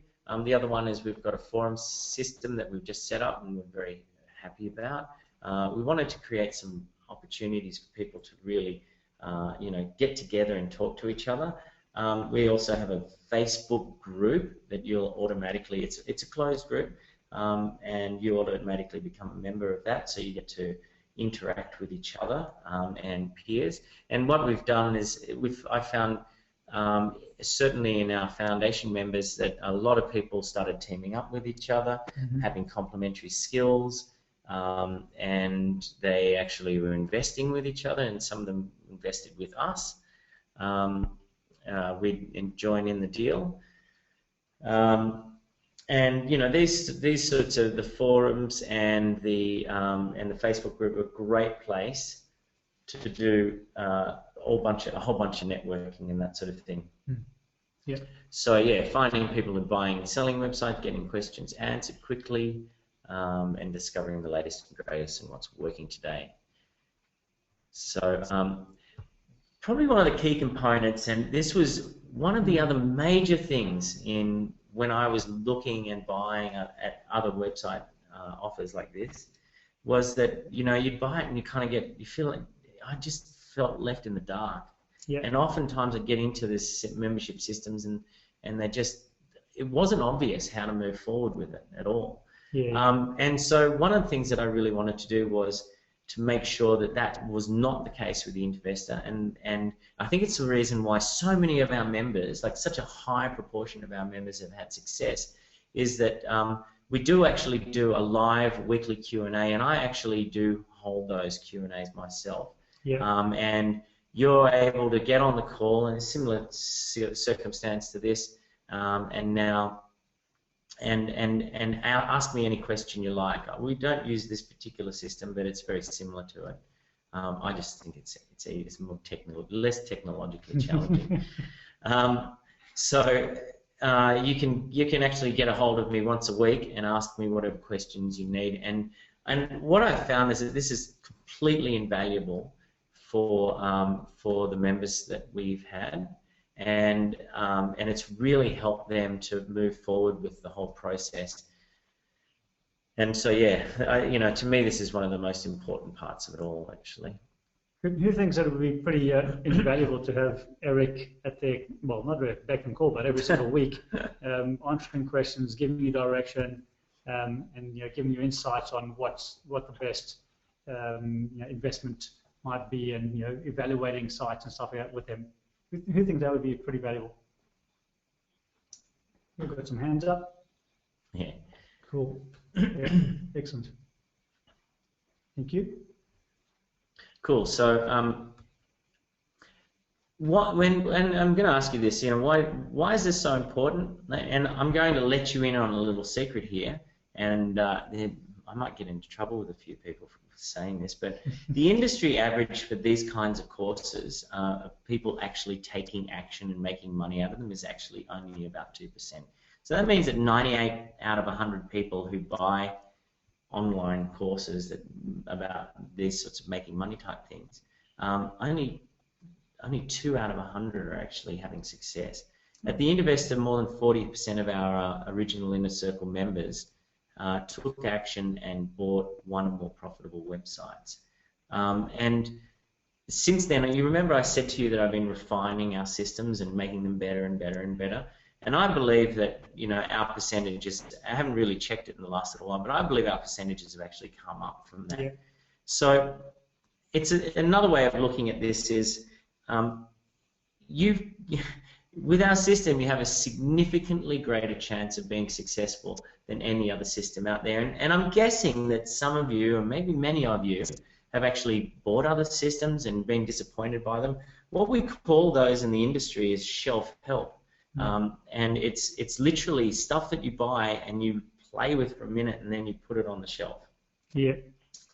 And sort of why are we so successful? Well, because we do this hands-on stuff. I make myself available to you and make sure that you're getting your questions answered. And the reason I do this is because when you're successful, I am too. The better you do and the more of you that do better, the better I do. Like, for instance, you heard me say before that I partnered up with Steve, one of my members. I've got a network of people coming to me pretty much every day saying, hey, I found this site. Are you interested in getting involved? Yeah. And it's daily. Like, it comes to me all the time. This is one of the best things about the Intervestor, and it's not just coming to me. It'll come to you guys too. And if you join up, is that you know, other people are finding sites and looking for partners. And so yeah, it's a big success. You know, it's a really great thing. So why would you invest your time and money in another system that's only going to give you a 2% chance of succeeding? And if you're still not sure, I want you to have a look at what Keith had to say about Intervestor. Again, one of our foundation memberships. The Intervestor is one of the best finds this year. This blows away the returns of typical investing. I've been through the first 3 modules of the program and it just keeps getting better. I know very little about the internet and nothing about websites. If I can understand this stuff, anyone can. It's all inclusive and easy to follow. Eric Roberts and the Intervestor team have been open, enthusiastic, and responsive. Glad I didn't pass this one up. Now, Keith was an interesting member because his very first website was what I considered to be a pretty big one. I think he bought a $15,000 site was his first investment. Wow. And it's interesting. Because that site returns him around about 35–40%, which is a little bit below, and he's not been too happy with it. He wasn't too happy with it at first, I mean. But since then, I think he's mellowed out a little bit, and his expectations weren't quite as high. But, I mean, would you guys be happy with buying a site that was making a 35% return that really actually didn't require virtually any work at all? Of course, of course, of course, of course. Yeah.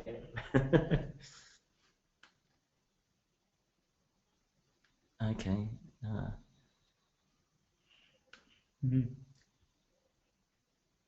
Yeah, it's interesting. Someone, who is it? It's Tommy. Tommy. Yeah, Tommy was just saying that he's had a lot of experience with that, and he's bought courses and felt completely abandoned. That's the very thing. I'm going to ask you, Tommy. I want some direct feedback. Did you at any point ever feel abandoned by me? Put him on the spot. Oh, I hope he says something nice. Here's your chance to get the knife in if you want to.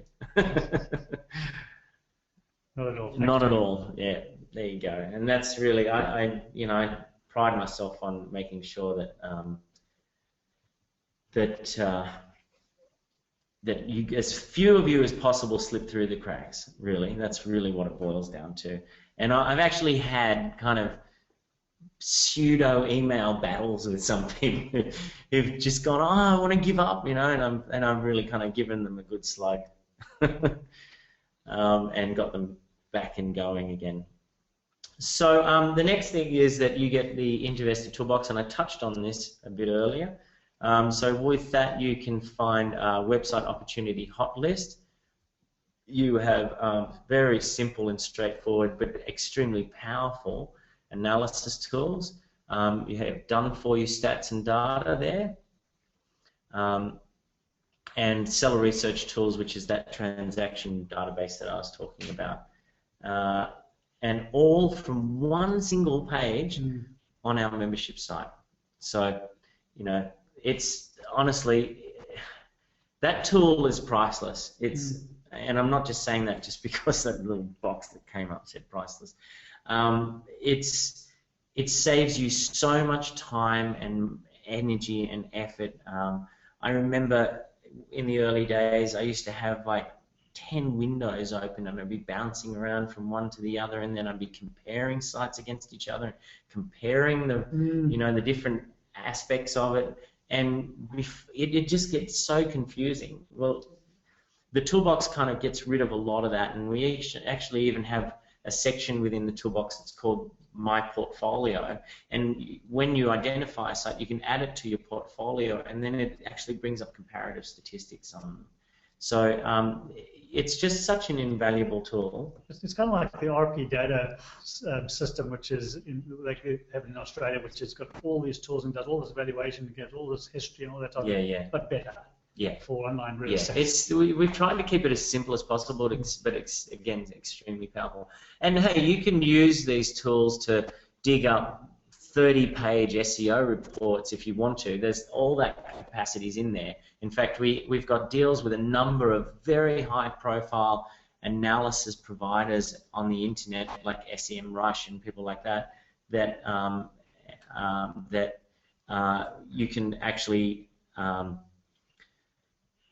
sorry, I've been talking so much, it's driving me nuts.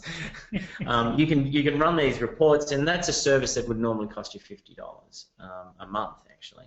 And we've got all those sorts of reports in there as well. Eric, I'm just going to share something from Tommy here, because this is just what, you know, it says exactly what you're saying. Intervestor was the first program I bought. I didn't know back then what the rest of the stuff was like. With hindsight, in hindsight, I think I was extremely fortunate to have found somebody who is real from the start. Thank you. Thanks, Tommy. It really is. You're on the money, and you know the same sense that I got when I met Eric was that, you know, this guy has his heart in the right place. He has, you know, a philosophy of helping others, which is extraordinary. So yeah, I'm with you. Come on, guys, you're making me blush. Fortunately, we don't have the video camera on. Right. Cool. Thanks, Tommy. I appreciate that. Okay, so what I'm going to do is I'm showing you, and I've got to update these. This is the last version 2, I think it was, of the tools. We've actually significantly upgraded them from here, and I must put the new stuff in.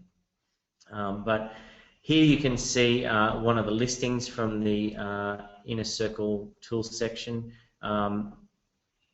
And you can see it's, you know, it looks a little bit like Flipper, but it goes into so much more detail.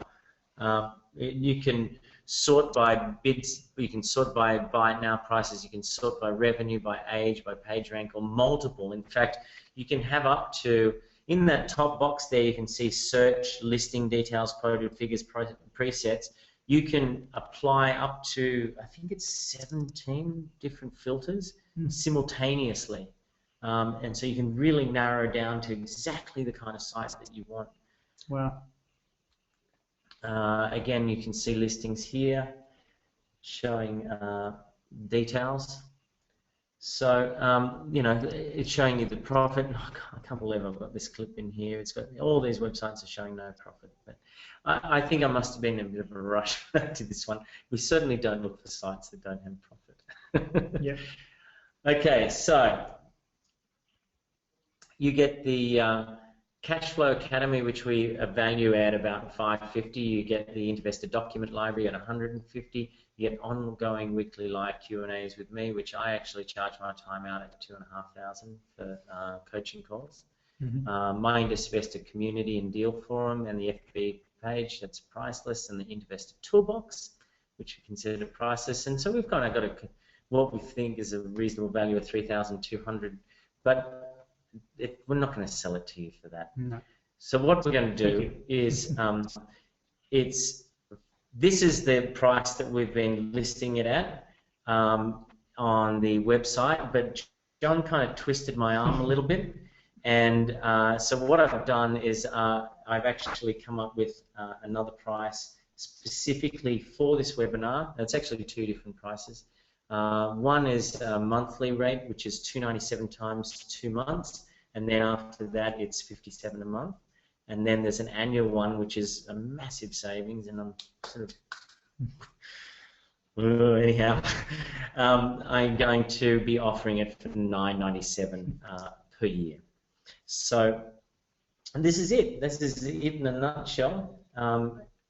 Well, first of all, Eric, I just want to thank you for allowing me to twist your arm to give this kind of special, because you obviously have been working on it at your current rate very successfully. So, like, number one, thank you for allowing me to do that, and thank you for holding that on as well, because I know we put this out last week, and we've got it open until the 10th, which is just in 2 more days' time.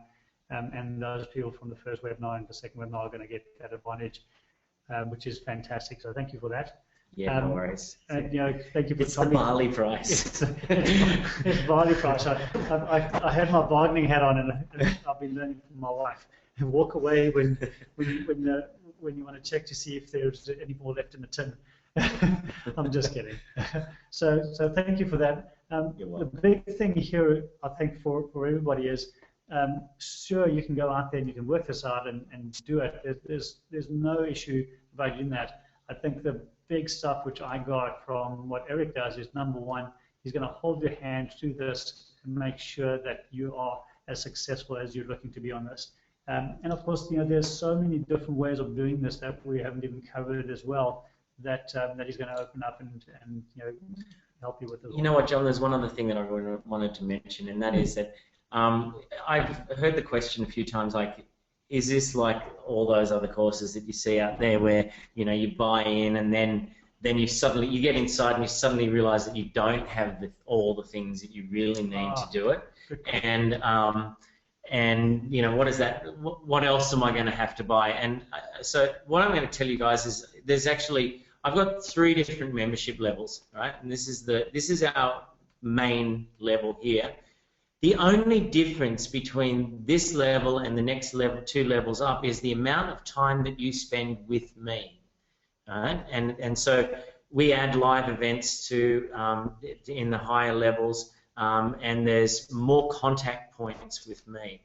And so, but in terms of the tools and the resources and everything that you need to actually be successfully doing Intervesting as a member, right? You're getting all of it today. Right? There's nothing else. There's a few other things that we do offer. We offer done-for-you services, and with those you definitely will need to pay. But you don't need those things if you want to do the things to do Intervesting yourself and carry out the activities. Then you've got everything that you need. If you want us to actually go out and find websites for you, or us to go and transfer those websites for you, or, for instance, even manage your websites ongoing for you, do all the due diligence, for instance, then yes, there's a fee for those things. But what you're getting today is everything that you need for you to be able to successfully invest at the highest level. Perfect. Now we've got a few questions now coming through, and I think we've probably got to that stage where we can start answering those. Yeah. First of all, I just want to quickly read out. Adam, thank you very much. I'm excited to get stuck in and learn the system and start investing with the digital real estate market. Very excited about working with Eric and the team. Thanks, Adam. Looking forward to having you on board. A question from Roger. Are the modules in DVD format, or are they text and books? Or? No, they're all online. They're all online on a website. That website works perfectly well on mobile devices as well. It's fully responsive. But you know what, John? There's a couple other bonuses. Remember, you wanted some extra bonuses. So can I before I start answering those questions? That's a good point. I really want to run you through. Well, the one, we've got a 30-day money-back guarantee. So if it really isn't a fit for you, I totally understand. You get your money back in 30 days. I'm not going to quibble about it. I actually am pretty selective about it, and we did have one fellow that really he was just a troublemaker, you know, and I gave him a refund even though he didn't want one. Yeah.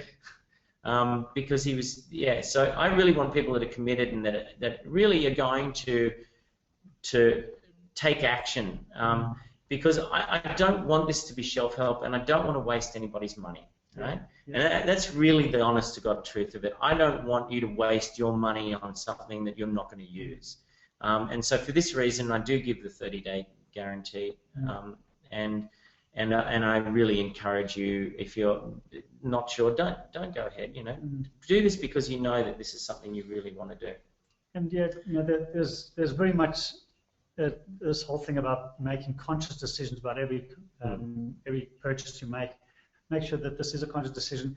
If you're really interested and you want to do this, and you're ready to go, we'll set up a meeting with Eric so you can actually get to meet him. And that first one we can do for some of you as well.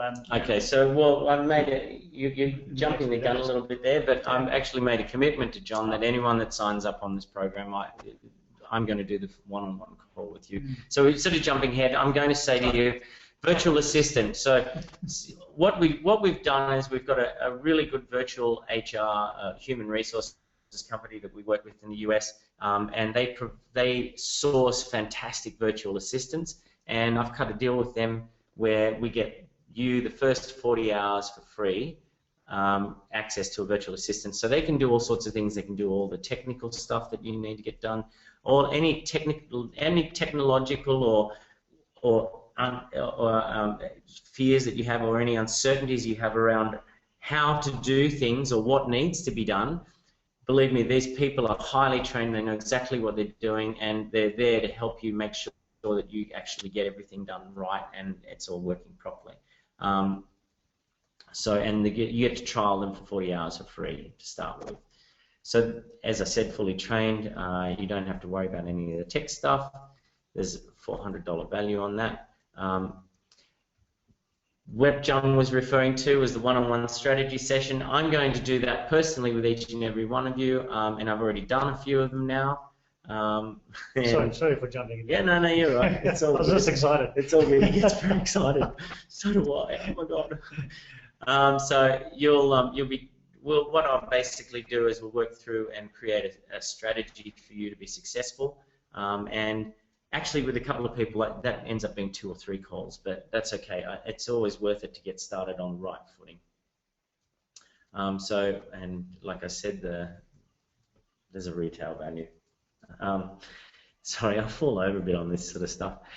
We do give you access to the done-for-you services, and I mentioned before, we can help you, we assess your needs, we can help you find successful sites and suitable sites, we can do the due diligence process, transfer the sites for you, and even manage the sites. So they can become totally passive. Those are paid services, but what I'm saying with this is you get access to all of that. No one else, only members get access to this. And then there's the opportunity to do deals with myself and other members. And this really it's more valuable than it would at first appear. Mm-hmm. So that's what we call the partner program. You get to team up with us. You can leverage our knowledge and connections. I will personally help you close major deals, and the splits that we work on are based on a deal-by-deal basis, and sometimes we will also afford you access to the funding programs that we have. So, all in all, you can see that this adds a significant amount more value.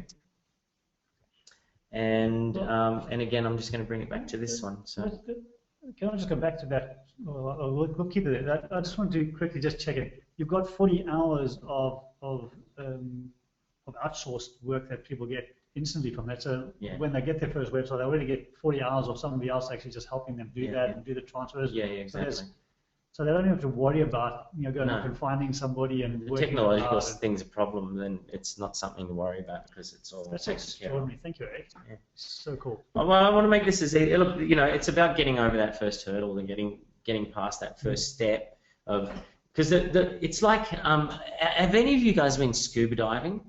Like the first time you get in the water and you've got to go under, it's just scary as hell, right? You're just like, and then you sort of drag yourself under, but by the third time you've done it, it's like you're diving head first in, just going straight in, Yeah.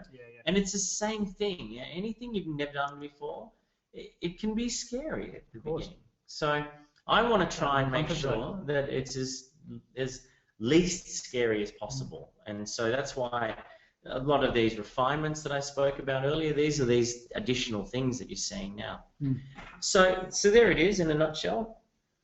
So again, thank you for that. I've totally forgot that you had all those bonuses, and I didn't even see all that, because I was just, when I saw all of the other stuff you showed me, questions. I was just going, this is amazing value on its own. So let's go into some questions. We want to make sure that we head through this quickly. So Kate's asking 50. How many months is that? It's as long as you choose to be a member. Now, we've got people that have stayed on for a couple of years because they continue feeling that they continue to get benefit out of it. Yeah. Or not a couple of years, about a year and a half, I guess now. And other members that pulled out after 6 months. It's entirely up to you. We do,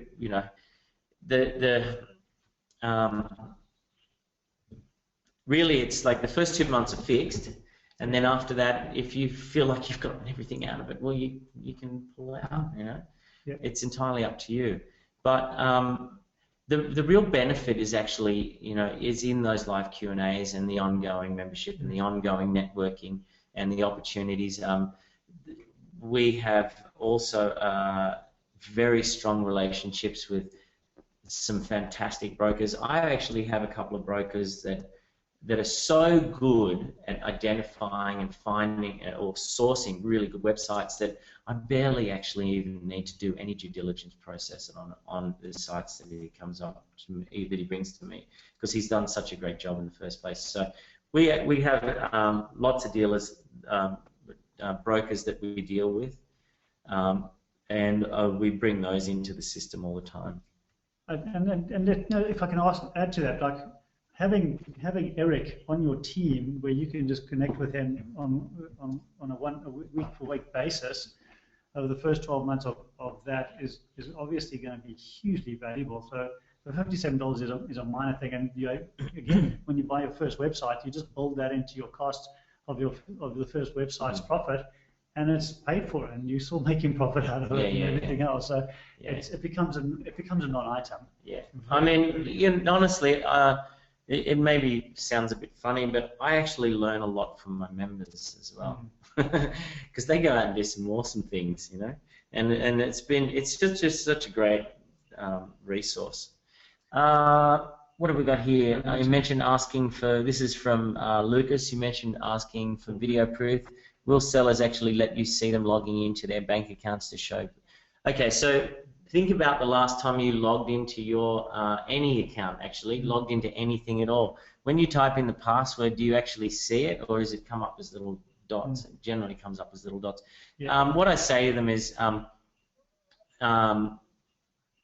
they can obviously, when they're actually logging in and typing that stuff in, if it's a video in that one little section, they can blur it. It's easy to blur.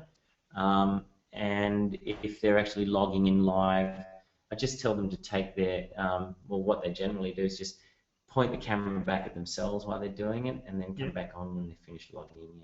So, got it. So it's not that difficult for them to do that. And the next question was, do you, if the tools that you obviously get whilst you're part of the monthly, you actually get, whilst you're part of that, you get all those access. Yeah, you get access to the tools. So obviously, if you start working with you, then that would you use all of those great advantages, which is crazy. This monthly deal is a particularly good one because actually we sell the tool, we sell this access for $97 a month. And actually, once this deal's over, I'm pushing the price back up to $99 a month.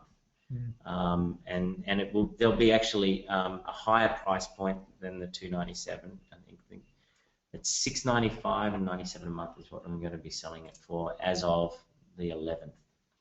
I'm glad I'm on the webinar today. So being aware of time commitment is from Jason.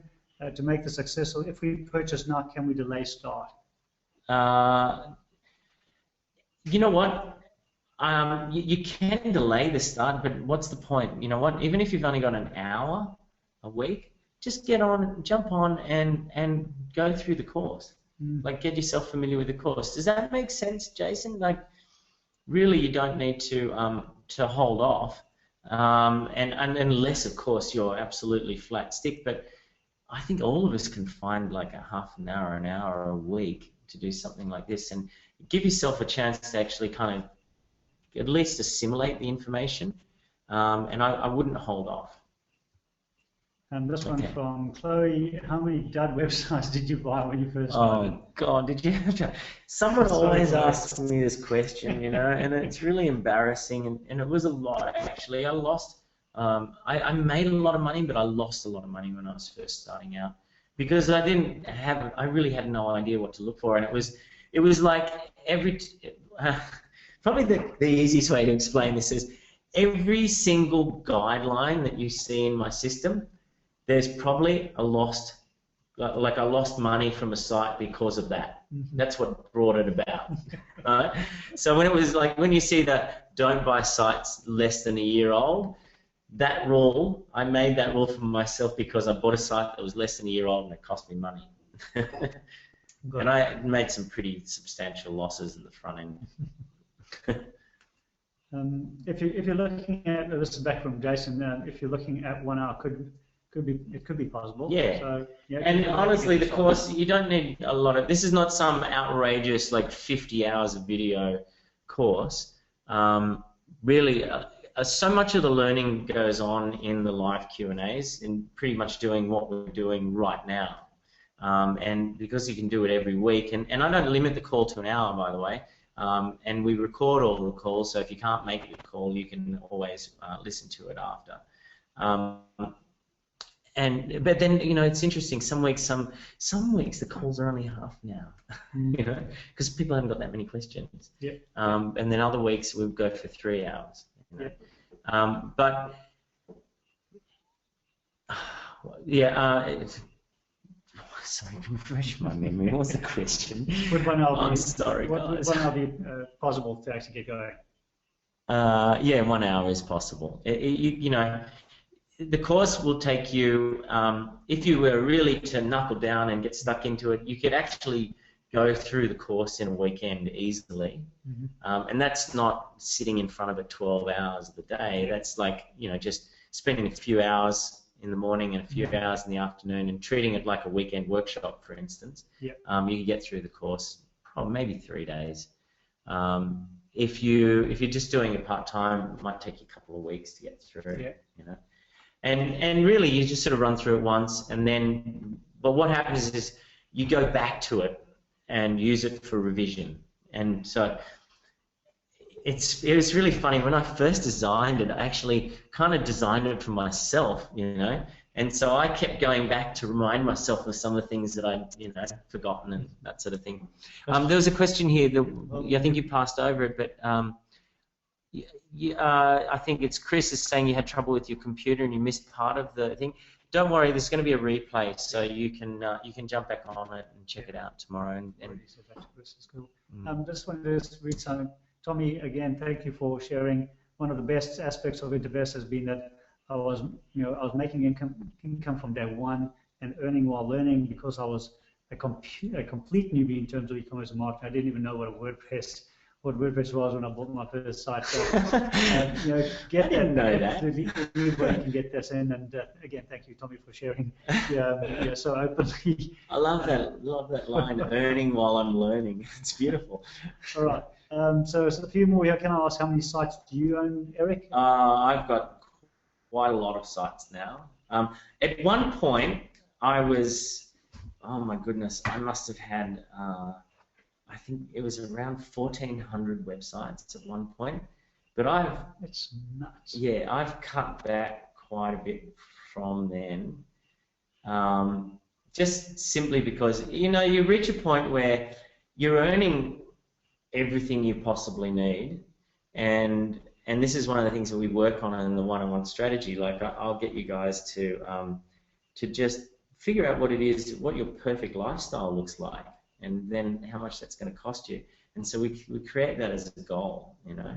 So you get to a point where you're earning everything that you need, and you don't really need anymore, and you're living the lifestyle that you want to live, spending the exact amount of time that you want to with your family, spending the amount of time that you want to with work, spending the amount of time, really importantly, with yourself, right? Doing the things that you like to do, and it's the perfect mix.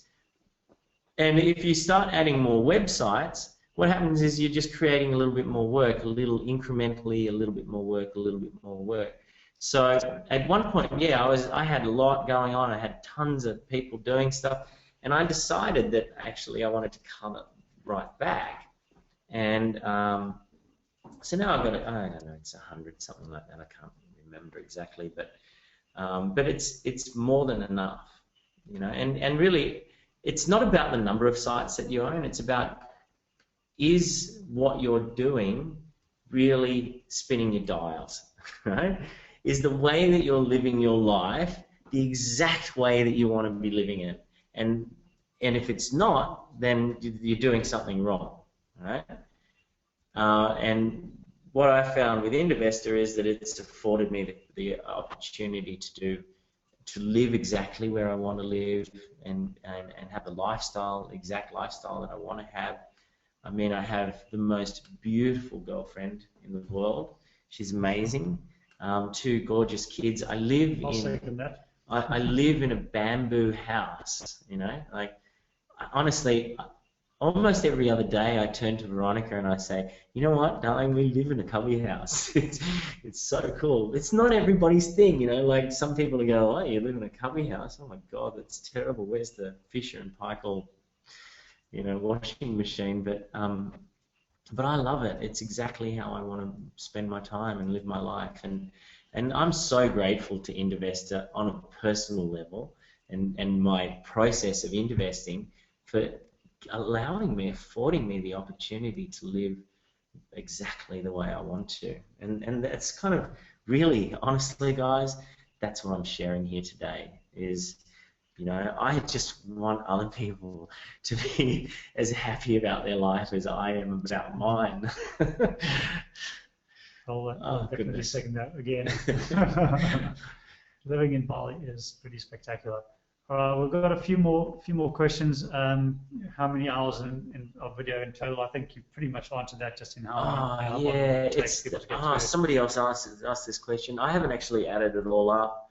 I don't know, maybe 4 hours, 5 hours. I don't know. I don't know. It's a lot of videos. There's about 30 or so videos, 30 to 40 videos. There's a couple that are longer. There's one around the due diligence that's a how-to video, and I go into a lot of detail. But it's all on the one topic, and this is the most important thing is, you know, the worst courses are the ones where you've got 10 topics in a 1 hour video, and it just drives you nuts because you can't, it might be 39 minutes into a 1 hour video, and you've got to sit there for 39 minutes hoping to catch that one bit, and there's times when I've gotten up to go to the toilet or something and I've missed that one bit. It's like, Okay, so hang on, there's more questions. And so it's more of people saying they want to come hang out with you in Bali. Yeah. That's just the way that I want to live. You know, always room to grow. Beautiful. How many hours on average would you say would be required to put into practice the strategy after going through the program to be generating a replacement income of, say, 70 to 90,000 a year? Oh, okay. So it doesn't come down to the hours. It comes down to how effectively you can use your hours. Mm-hmm. And so once, let me see this. To put into. Okay, so what I always recommend is that you start out small. And in fact, buying smaller websites is actually more difficult than buying the medium to medium large sites. There's more kind of junk out in the marketplace. Once you get up over 10, 15,000 mark, then they start to clean up, and there's a lot more good properties compared to potential hazards. But starting small is always really good, because it gives you a chance to practice without putting a bunch of money at risk. It's not. This is so different to real estate. You know, in real estate, you know, your first purchase is always some outrageous amount of money, 150,000, 250,000. You know, in Australia, you can't buy a one-bedroom apartment for under 200,000. It's a while since I've been there, but at least the last time I looked. Here you can start like Lucinda with a $120 website, and you can go through the whole process. You can do that 4 or 5 times until you feel really comfortable, and then you can upgrade to maybe a $2,000 site, you know, and then you can upgrade a bit further, and you can keep going. And by the time you're actually buying sites that you know are making a really good income, you have full confidence because you've gone through the process many times. So how long would it take you to generate a replacement income? Honestly, okay, it depends on how you do it. It's such a difficult question to answer. You could use our due diligence and our discovery service. You could literally go into the membership, use it straight away, and you could just tell our people, this is what I want. I want a $70,000 to $90,000 a year income. Go and find me a website. Yeah. Or 3 websites that are making $30,000 each. Yeah. And it could be a week and a half. But again, it's like what's your risk portfolio right now, and you want to be. But you can specify. The guy, look at our discovery team. These guys based in the UK. They are buying and selling websites from you know 50,000 up to 50 million, and they've been doing it for years. And they're really good. I actually outsource this, and they do a lot of our discovery stuff as well. Yeah. And you know, Justin is at the top of the game in terms of this sort of stuff, and he's the best in the business by a country mile. Like, he and I work together. We've got a joint venture. We work together a lot, and I trust him implicitly. He could find you one website in maybe it depends on how long it takes him to find it. You know, it might take a week, it might take a month. Like any market, nothing's always just there. You know, sometimes you have to wait for the good deal to come through. Sometimes you'll go to Flipper and you'll find 5 fantastic sites in one morning, and then it might be another 2 weeks before you find another one. You know? So it's the same as the stock market. You know, sometimes you sit in your hands for 3 weeks, and then you'll end up buying 3 different stocks in one day. It's not quite as irregular as that. I mean, you can pretty much always find something every day. But whether you find something that you want to buy, that's a different story. I'm gonna basically call it a night. It's 10 past. We're going for just over 2 hours. Oh my goodness! I'm sorry, guys. Eric, you can speak there. I'm happy to go for a little bit longer because there are a few more questions here. There's more and more questions. There's always going to be more questions. Is my answer to that one. So so you can answer them if you want to. I would rather just say we can just take. You know, there's probably 4 or 5 other questions in here that we can just answer. As a response in email. Let's rather do that. And you know, let's honour people because it's you know, it's 10 past 10 in Sydney, and it's you know, 10 past. Yeah. So no worries. I've got to learn to be a bit quicker. Sorry, guys. No. Anyhow, I hope you guys have really enjoyed this, and I hope that you guys can you know, get as excited about investing as I am, because I just love it. You know, and I'm looking forward to seeing. Those of you who are very excited about it, and come and join the ranks, and come and work with me. And I'm going to pay special attention to you as John's people, because John's been great for me. So I want to make sure that I look after his guys really well. Thank you. And I hope you found the information, you know, valuable, and that you'll actually consider doing something along the lines of investing. You know, whether it's with me or not, it sort of doesn't matter. It's such a great way to make money and to earn your living and to create a really amazing lifestyle work mix. You know, I've come across nothing better. You know, today I was down at the beach all day.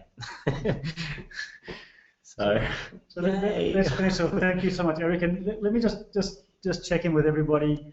Has this, number one, has this been informative and valuable for you for the time that you've invested?